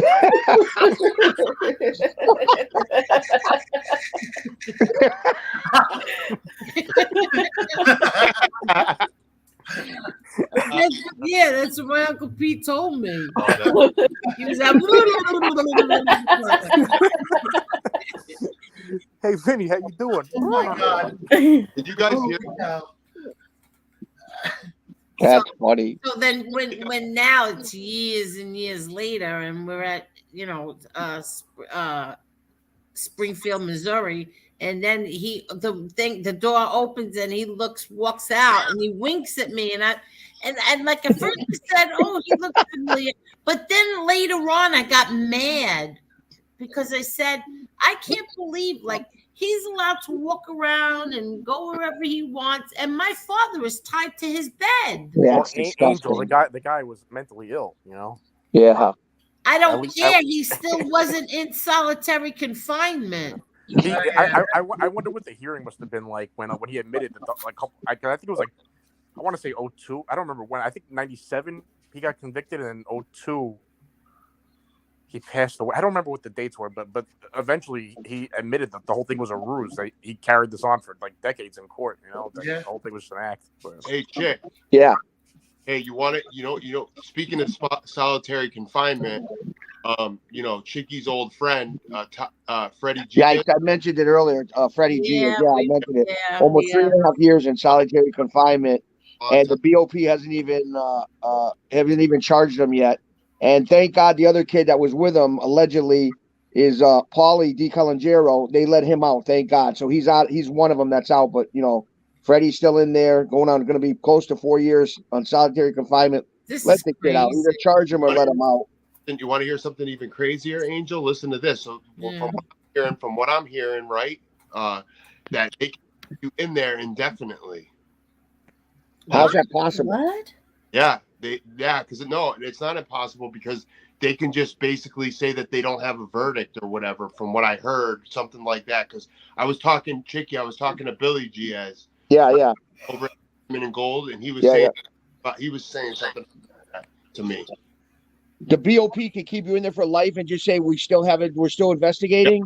Yeah, they can keep you in there indefinitely. That's disgusting. I just find that too hard to believe. Yeah, no, that's the truth. You could probably file a civil rights lawsuit. I mean, I think some convicts are adverse to filing lawsuits or whatever. It's maybe my lawyer's his lawyer, and they're filing it for him now. I don't know what they're doing. Yeah, they can't. I know in California they used to have it where if you were validated as a gang member, they could keep you in the shoe indefinitely. But I think that they changed that. There was a big hunger strike a few years back, and they let people out of the shoe. But in California, they would keep you there, and they kept people there for decades. Like, oh, you're a gang member, we'll just keep you back here, and unless you cooperate. Imagine it's all these guys, even and again we bring up Dominic's dad, Stephen Acrea, and Matty Moran, and all these guys because get life sentences because of rat liars, and it's just it's so disgusting. And then this, and then the kid like this, once you get in, for life, then all of a sudden, boom, you get in the hole. So you're within a jail, you're in another jail now. That's even worse, and they can keep you in there forever. I just don't get it. I don't understand how this is acceptable. I really don't. Why isn't there a riot or something? The BOP can do what they want. You're right, 100%. But they can do what they want, and people on the outside, unless you're affected and you're the family or your friends and you know what's happening, you're like, that can't happen. No. Chicky, what was the specific accusation that they used to put him in the hole indefinitely or for several years? Allegedly. What What do you mean? Why he's in the hole? He came out of the cell when Bulger. Well, he's allegedly a killing. He's allegedly they killed Whitey Bulger. A better question. 8 hours after he got there. No, maybe the question I should ask is, what's the accusation? Why won't they let him out? What's their reasoning for not? They're still, according to his family, they're still under investigation. Well, no, they said that and COVID too. Yeah, but they ain't keeping somebody 4 years in a hole because of COVID. No, I don't believe that. But you never know. Let's say before too. You know what's so fucked up too is all these guys that are in Wyatt, chick, that have to be there because they have to be there longer now because of the whole court system's been slowed down because of the coronavirus. Well, what do you think? What do you think happened to me? I went in to say, let me start serving my time. I went in, and then as soon as I went, 2 months later, COVID hit, and they said you're going to be here longer than your sentence. So my lawyer got me back out. Yeah, right. They said whatever your sentence is, you're going to be here triple the time because of COVID. This government, our government, just disgusts me. They think they can do whatever they want for their narrative. And you know what's so fucking crazy? When Bruno got killed over here, right? They knew that the whole thing was being orchestrated, and they still allowed it. They let it happen, basically. Well, the government, that's how the government is. The government knows certain things, and they'll never admit it, but, I didn't want to get into it. It's so crazy. I don't like that term, though, the government. Well, not the government. I'm sorry, you're right. Certain individuals, you're right. Yeah, because it's a very, very general term. There's certain individuals that work for them or affiliated with them. And that's one of the reasons why it's important to vote and to play a part in civics because it's the government is what the citizens. No, it's not the government. Really. You're 100% right. There's certain the government is what the citizens make it. So. Well, look at some of these handlers like for instance the one that was with Whitey Bulger. His thing let him continue murder. They knew about it. They went to jail for it. The other one, Greg Scarpa's a handler. Look at these guys. We're letting these guys do. They were committing murders. This is, it ain't me saying it. This is fact. And they just let them do it. Damn me the bull. Exactly. Even after he came out, they had to know that he was involved in other the shit he was doing in fucking. Well, the cops in Phoenix who investigated him, they didn't tell his fellow they kept it quiet for a reason. Yeah, because they thought like they probably would have moved them or something or covered it, helped them get out of there before they could arrest them and finish their investigation, because it would have been a huge embarrassment to the FBI, which it was. Yeah, when they arrested him. Yeah, but how come? But it's an embarrassment to the FBI. But how come nobody in the FBI ever really goes to fucking jail? No, Jesus. You know what? It's like, who's going to prosecute them? It's almost like the police department. Like it's like a big thing. It's like cops don't want to rat on other cops. Like the good agents probably don't want to rat on the bad agents. So it's how do you bring that up? It's who polices them. You know. They do need to be investigated though, because look at what they do. They take wiretaps and they edit the wiretap to fit their fucking narrative. Yeah, that's it's all no, but it's all law enforcement agencies. You know, it's need to be held accountable. Yeah, but a lot of it depends on who's in charge of investigating them. You know, but doesn't Internal Affairs handle that? Yeah, but even so, let's just say the New York Police Department or any police department, Miami, Boston, Indiana, whatever. It's cops may be up to no good, but other cops may be reluctant to turn them in because they don't want to cross the blue line, as they call it. You know, so there's a lot. It's not really black and white. There's a lot more to it, and then there's different levels of corruption. It's all right. Somebody may just overlook something, and that's a big difference between like the mafia cops, Louis Ippolito and Caracappa, who were out there literally killing people. You know, right? So you know, there's different levels to it. Like they were investigated by other police officers, but it all depends. Crazy. I know in America, or from what I've seen, I don't know a lot of other people, you're definitely guilty till proven innocent, and it's the other way around. Yeah. Yep. Tommy Guns brought up a point when you guys said people can keep others in, like they can keep them in the hole. What about your Sixth Amendment right? Your Sixth Amendment for a speedy trial that doesn't apply because they're their own. Not with entity? the BOP. It's not under the it's not a court system. The BOP is their own entity, so that's why it doesn't count. But isn't that the law of the land as far as your amendment, your rights? You could file a lawsuit with the local district court, right? Federal court. But yeah, it's just a whole different thing. When you're in prison, it's they have their own system. The Bureau of Prisons, they have their own. But what I heard is that he hasn't been charged for a crime yet. No, he hasn't. That's what I'm saying. They got him in the hole, and he has not even got charged. 3.5 years. In the hole, like he had a fight, basically. They know what's called under investigation. That's what they call it. You're in the hole under investigation. Right. 5.56 Media, he's a former cop. Like, what is he? Media, what do you know about this? Like, can they really keep you in a hole like that? And is there a way around it? File a lawsuit is really all you could do. You know. But meanwhile, did you have to stay there while your lawsuit? Of course. Oh, but a lot of it depends on the institution, who the warden is, who the captain is, and the block and guard. You know, there could be other things behind. I'm speaking in general, not about especially in this case. Yeah, you know, they really. I mean, obviously, how did any inmate, no matter who it is, how did any inmate know this guy? He came in at 11 o'clock at night. Okay, they put him in the cell, and as soon as they popped the cell at 8 o'clock in the morning, that's when it happened. So obviously, somebody internally must have told the prisoners who was coming, because they would have never known. He came in at night. Yeah, I mean that's really who should be under investigation, is who approved this transfer into a dangerous prison, instead of putting him out on like a PC yard or something. Yeah, like a WITSEC unit or whatever. Yeah, that from what I understand, Whitey Bulger didn't want to go into a WITSEC unit. I mean, no, he said he wanted to go to population, but still, that don't matter. They could have put him. They do it for safety.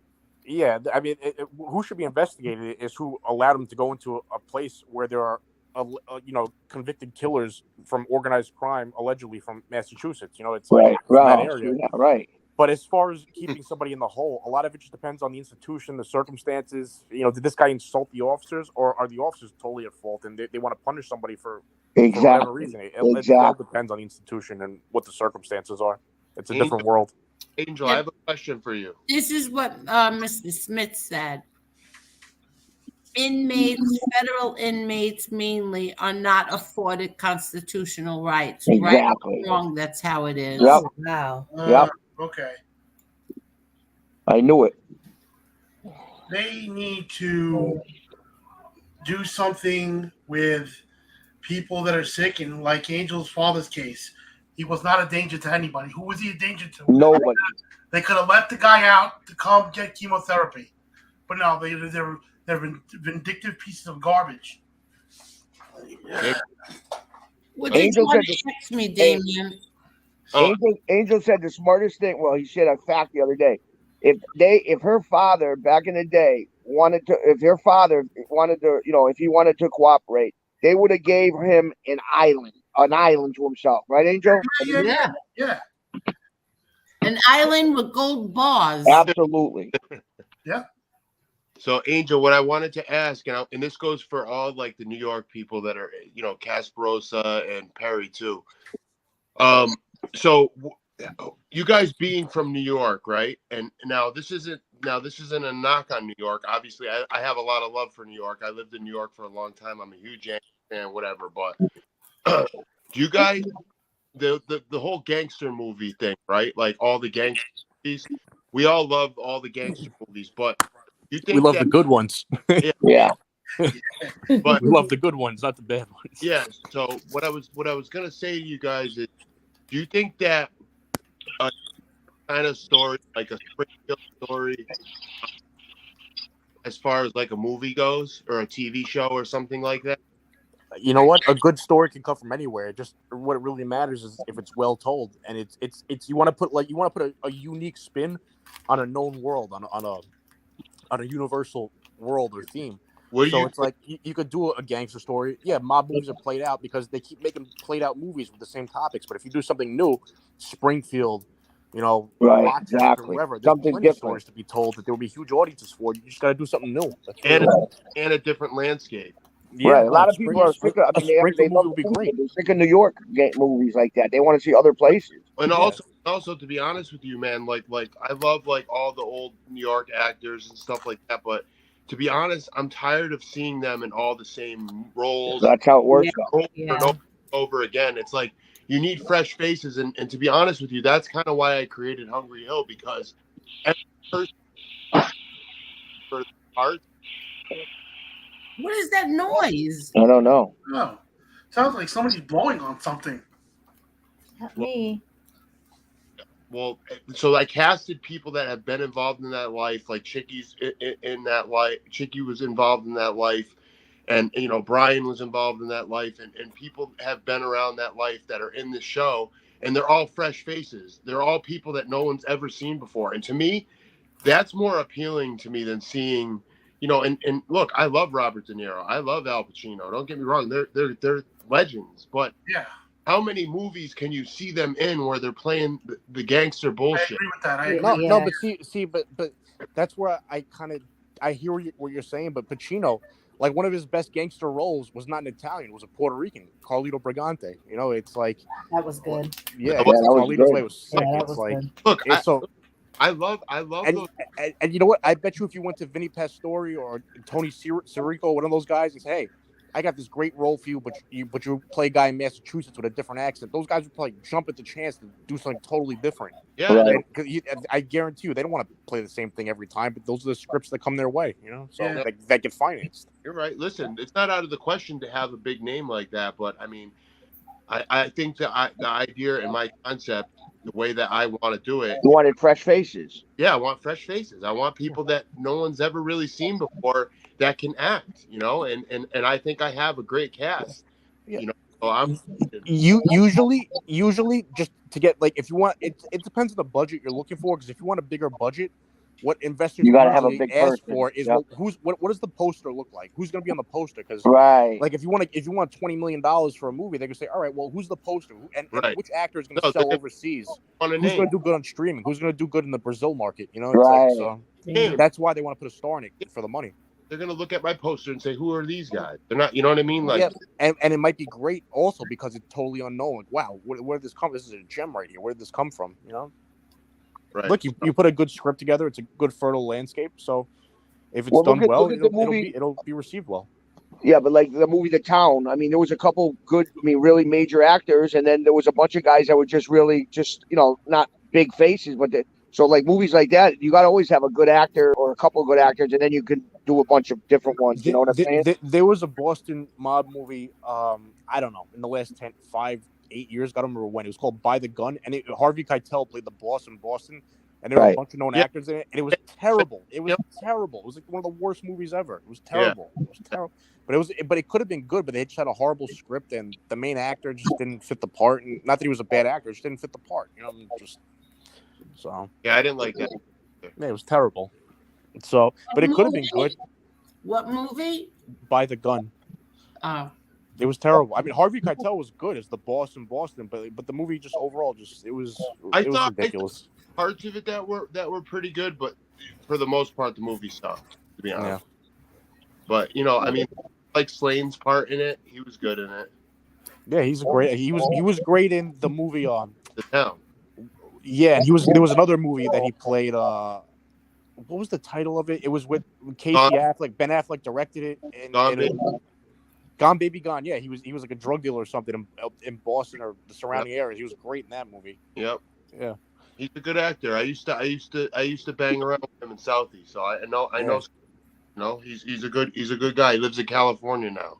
Yeah, listen, if you could get him in Hungry Hill, I guarantee you'd get more money. I'm gonna finance it. I already had plans on getting him to do a cameo or getting like him of his caliber to do a cameo for me, because me and him used to train him boxing, so I've known him for years. Yeah, I mean, see, you put his face on the poster, more people are gonna. Well, wait, Slane's in it. I want to see that. Right, and the part I want to have him cast him for is a bank, basically a bank robber from Charlestown, basically. So, it'd be a cool, like little Easter egg, so to speak. Hi, Carol, and congratulations. What was that movie with Frank Vincent and the guy from Columbo was in Boston? That was horrible. What movie is it? Good night, Jennifer. What movie are you Good talking? night. There's one movie with Frank Vincent where he has a Tommy gun. No, that's Chicago, not Chicago Overcoat. He's a great actor, that Frank. That's another movie that could have been. It wasn't nearly as terrible as By the Gun. It was all right. It was just that movie was financed independently. It was a couple of kids from college in Chicago who wrote a script, and they went to Frank Vincent with the script and they said, "Listen, we wrote this for you, like an old time wise guy, hitman, whatever." And he was like, "Yeah, let's do it." And I think they put together like $2 million for that or whatever. And this is on film before digital, really, in the early 2000s. But so to do that today would be a lot less because you could do it digitally. That's another movie that could have been really the other guy, the boss character, Mike Starr. He was good in it. Armand Desante was good in it as the boss in prison. That movie could have been really good, but it was just another thing where it was like hard to believe like an older guy would do these things, but and it was corny with the detective it was like parts of it were corny, parts of it were really good. That movie could have been really good with just a little bit of a better script, but it was cool that they got it done. They made it. So. Angel, what's your favorite gangster film of all time? I'm not really into gangster films, to be honest, but I will say that I do love The Godfather. Yeah, that was good. My father's favorite gangster movie. That was a great movie. Godfather 1 and 2. That's about it. The others, I don't. You don't like Goodfellas? I hated it. my favorite gangster movies, if you want to call them that, I'm not sure they qualify. One of them, Blood In, Blood Out. That's one of my favorite all-time movies. I love that movie. The three Spanish guys there in jail. The guy has a no leg or something. Mexican guy, Spanish, but Mexican Mafia movie. Yeah, that's a crazy. I love that movie. It's an epic. Good movie, very good movie. I love that movie. Yeah, I like the one about the Irish guys in New York with the brothers who lives in Staten Island. What was the one? And his brother's crazy name. They have a crew. What? Wait, that is State of Grace. State of Grace. Yeah, that's a good movie too. Yeah, that's a good movie. Really good. Is that with Sean Penn? Yeah. It was like a fictionalized version of the Westies. Yeah. What a great movie. A long time ago. Good movie. That's a great flick. Yeah. I used to be a huge Sean Penn fan. Me too. I love that movie. Mystic River. Great movie. Yeah. Mystic River. Yes. Yeah. Is that my daughter? That's sad. that was sad. Right? I think he won an Academy Award for that. Oh, he deserved it. He was great in it. Is that my daughter? He killed his friend and he killed the wrong guy. Yes, and the dummy couldn't even say it wasn't me. Why didn't you just say, buddy, it ain't me? He almost admitted it. He didn't do it. That was a Dennis Lehane book. He was also the author of the book that Gone Baby Gone was based on. That was Live by Night was another one of his books that Ben Affleck directed, and that could have been the book. I read the book. The book was phenomenal. It was like Prohibition with like the mob in Boston and Tampa, like a rum runner, and the book was phenomenal. But the movie sucked because they cut out literally the whole prison part of it, which is like a third of the book. They didn't tell the whole story, and really a shame because that could have been a phenomenal, like an epic gangster movie with with the mob in Tampa and the Irish guys in Boston in the Prohibition. That could have been phenomenal, but it wasn't. I don't get those kind of movies. I'd like to see a movie. They should make a movie on how the mafia started, because supposedly it started with defending like wives in Italy. It was to defend the wives of the village. I don't know if that's true, but that would be interesting. But it would be set in really, really old times, you know. Yeah. Which is cool. I like movies that are set like that. Like that's why I really like The Godfather 2, because The Godfather 2 showed a little bit of Italy too, which was Yeah, I love that one. That's the best. When Michael Corleone is walking with the woman that got blown up in the car, and then he's walking down the path, and all the grandmothers and aunts are behind them. Yeah, I was just watching that yesterday. It's great. Good movie. Is that your favorite chick? Which one? Yeah, I like them all. I mean, I like different parts of all of them. I like parts of Casino, but overall, the whole thing, yeah, I got to say Godfather. Yeah. And I'll tell you the truth, everyone thinks I'm crazy, but I like Godfather 3 too with the guy there, the one that played his nephew. What's his name? The Spanish guy. Andy Garcia. I mean, I know it's the worst one of the three. I mean, of all the two. I but thought that liked was so ridiculous. Yeah. I don't know. Everyone tells me that, but I thought it was all right. I liked it. I thought Is White Heat considered that's my favorite, but I don't know that it's James considered. Cagney. Which one? That's old school. White James Cagney. Heat. White Heat is a classic. I love the ending. Cagney. I don't know if it's a gangster movie though. Oh, it definitely is. Yeah. Okay. James Cagney did some good gangster flicks back in the day, way back. Yeah. Wow, that's a throwback. Yeah. I love James Cagney. Yes. A great actor. Yeah, my favorite mafia movie, if you want to call it that, is the one about the Mexican mafia, Blood In, Blood Out. Yeah, I know. You said you like that one. Yeah. You see that new gangster woman movie that's coming out? It's called Marla and Kay Compton. I saw it last night. I saw it last night. Straight out of Marla. Marla can handle this. She can. She knows. I'm gonna audition for that one. What's that? What's her name? The Colombian drug. That's I'm auditioning. Griselda Blanco. Yeah. I guess Jennifer Lopez is playing her, and they said it's incredible. I don't know if it's done, but they said she's doing an incredible job. I know they did the one with Catherine Zeta-Jones. I never saw it.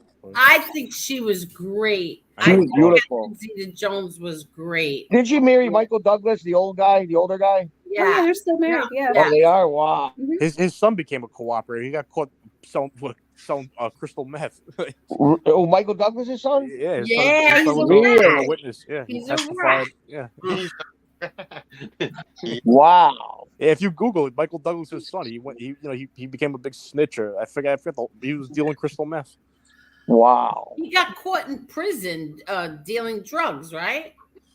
He may have been caught. No, he was ratting on the people who were doing things. And he got caught. I forget the story, so I could be wrong. But I know he got caught selling crystal meth, and then he may have got caught again in prison doing more BS or whatever. And then he flipped. I forget the story. I don't remember.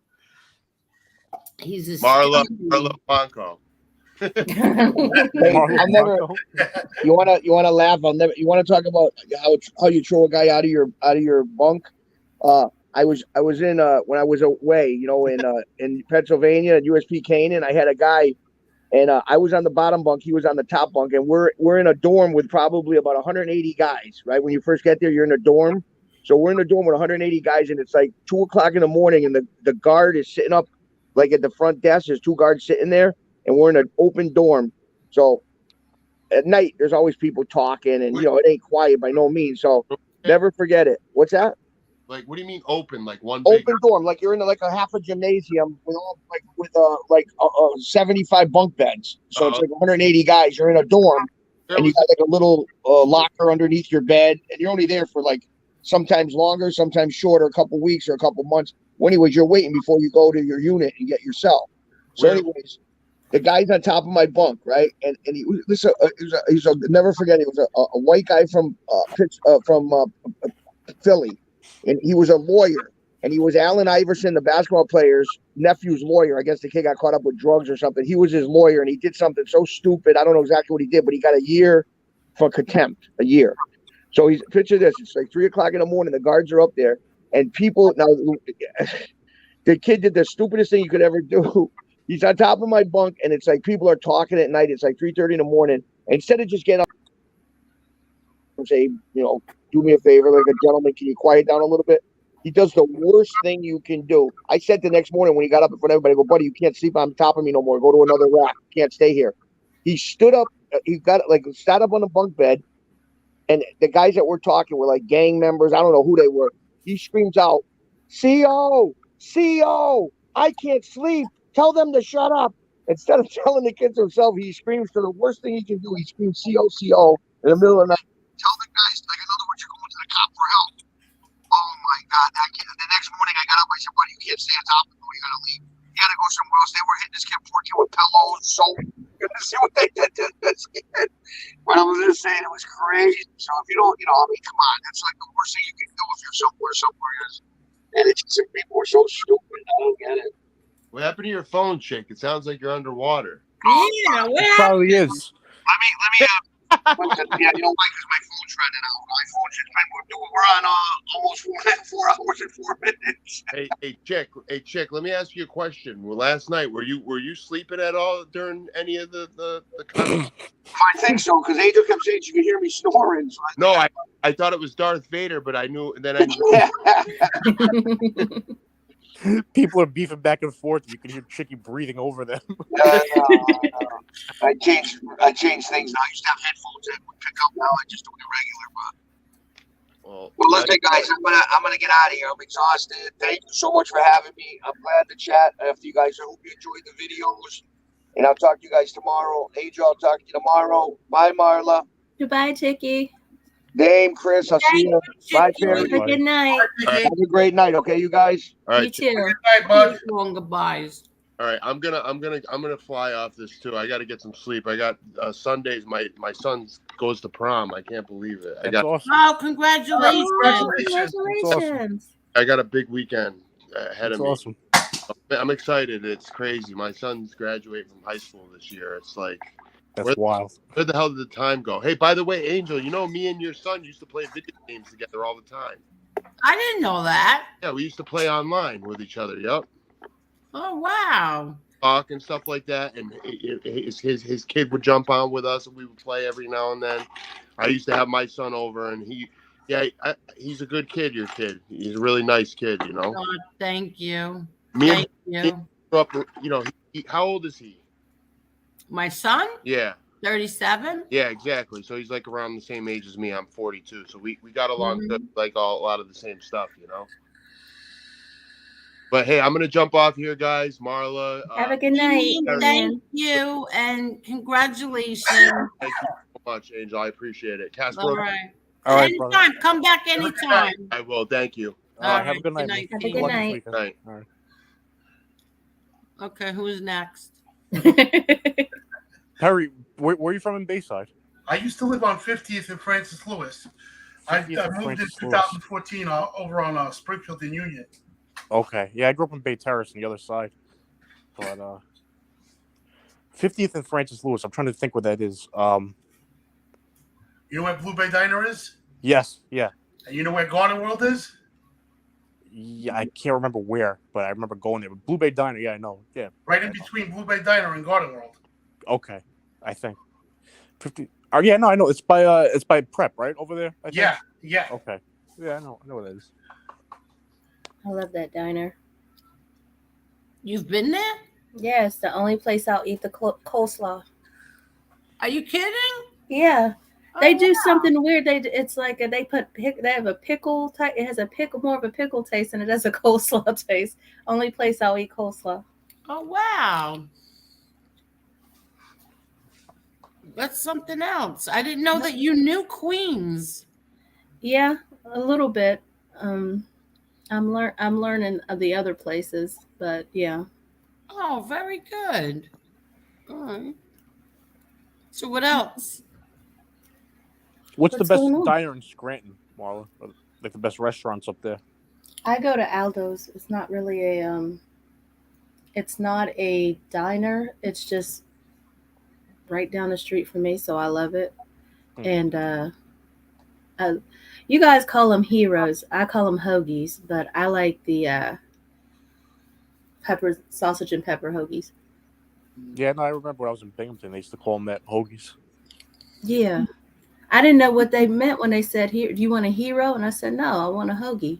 Dude, I was in like I was in like some little like allegedly Italian deli up in Binghamton, right? And I asked for an Italian hero, and I go in there, and the lady's like, "All right," and she goes in the refrigerator, she takes out like Oscar Myers, like bologna or turkey, whatever it was, and she starts putting it on a piece of bread. I'm like, what is that? Like, I was like, what kind of Italian deli is this? I like that area. I go to, oh gosh, I have relatives that live in upstate New York. Oh, Victor, and I have to travel through there to get there. It seems like a nice little place. Did you like have a dorm and stuff and stay up there, or did you just?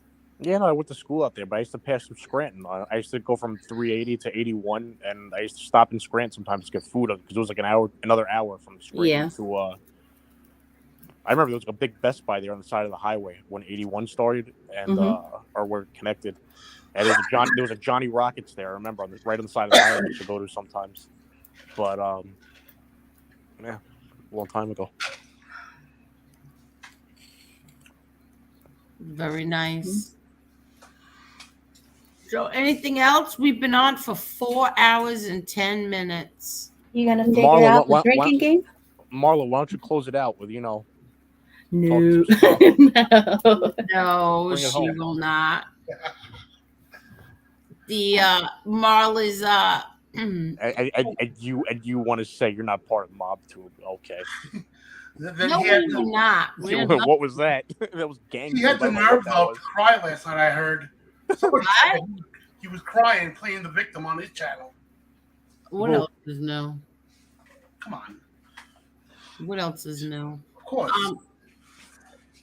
No, but that show is private. It will stay private. And Marla, there is no evidence of you and your performance. Yeah, I don't know about that.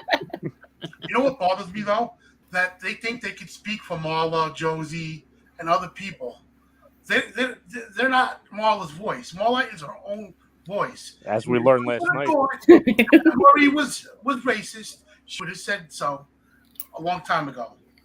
Exactly. Yeah, but I don't speak for all black people either. That was just my take on it. But they do. They think they're speaking on behalf of everybody, you know? Yeah. No, people. No, I think they're just speaking on behalf of themselves. I mean, people have their own opinions, and that's fine. You know, it's but rather than engage in back and forth, I caught the beginning of the show. I didn't see this whole show, the one we're on now. And Angel said, she's like, when I started this channel for fun, you know, to be informative and to have fun, and just keep it at that, because all the other stuff is just it's negative energy. It's just it is. And toxic. maybe other people. Maybe I'm not speaking in general, but maybe some people see it as a way to get views and make money and grow their channel. That's their business. But I would say that it's negative. You're better off focusing on positive things. And the summer's here. Have some fun. You know, forget all this other nonsense. Exactly. I mean, I normally do have fun on here, but for the past 2 weeks, it's just like I can't explain it. It's just it's nothing that I want to ever do again, and that's it. It's stress that's not wanted for you. You know that? Yes. And it's like it took me. It's very toxic, but it also took me like off my path. You know, off the path that I want to go to, and that's it. I'm done. I don't care. Well, you know what it is. It's like beef in general is toxic. It's not good for you. But it's like, but if it's in real life, all right, well, you can meet, in a park and with your fists, you could settle it, or just have a conversation. Whatever it is, you could have a conversation with somebody. When it's on here, it's like with total strangers, and you don't even know who these people are. And again, I'm not talking about anyone specifically. I'm just saying in general. You don't even know who you're beefing with, and there's people in the comments. They're just here to watch everybody. It's to watch the train wreck. Exactly. They're not here. Not all supporters, but people show up. They're not here because they're entertained. They're here. They're like making fun of you behind the scenes, and you don't even know it. It's like for what? Like Last night there was 490 people watching, and I knew it was just for drama. It's I never want to do it again. Never. you I would you have never you do have that nothing to gain. Only other people have things to gain. From that, like dragging you into it. You don't have anything to gain from it. Yep. Make it a point from now on. These people want to try to hop on or whatever. Nope, you're not coming on no more. Bye. That's it. Well, if there's something like that's a legitimate discussion, and people can behave themselves and argue logically without raising their voices, that's one thing. But that's when it's what just I was people aiming screaming over for. each other, Right. That's what I was aiming for. That's what I thought I could accomplish, but I see there's no way you can. No, it can, but it's, no, not with that group of people. No. No. What I mean is, if you have like 8 people on at once, though, it's like somebody has to be a moderator. Like, okay, no, now everybody's muted. Let this person speak. Okay, you have 60 seconds. Okay, next person. You have to do it like that. Any other way will never work. Yeah, but listen, it doesn't matter. It wouldn't have mattered if I did that because a certain someone came out swinging with insults. No, but that's why I mean, whether it's them or anybody else, if people, it's like presidential debates. They have moderators for a reason, so it's they could or else people will be screaming at each other. So or and any then I had kind of debate. freaks in the back. I had freaks in the back trying to get on. Ugh. Well, not again. It's that's what moderators are for, Degenerates. and people that moderate. No, but people that moderate like debates, it's seasoned. They're ready for all that. They've been doing it for a long time. It's if you're new at that, it's like, wait, what? What are all these people screaming? You just have to mute people, and that's it. Until it's the next person's chance to talk, if people can't behave themselves. Yeah, well, it's not going to happen. And he had the nerve to say one night, I was checking to see what was on, and he was live. And this is when I unsubbed right after all of this started, and I unsubbed right away. He had the nerve to say that all Republicans are white supremacists. Like, really, bro? Get a clue, dude. Yeah. No, I've got liberal I don't friends. even want to talk about that. I said we weren't going to talk about that anymore. I'm not beating a horse dead. Sorry. I can't. I honestly can't see if we're talking about the same person. No logical person would say that.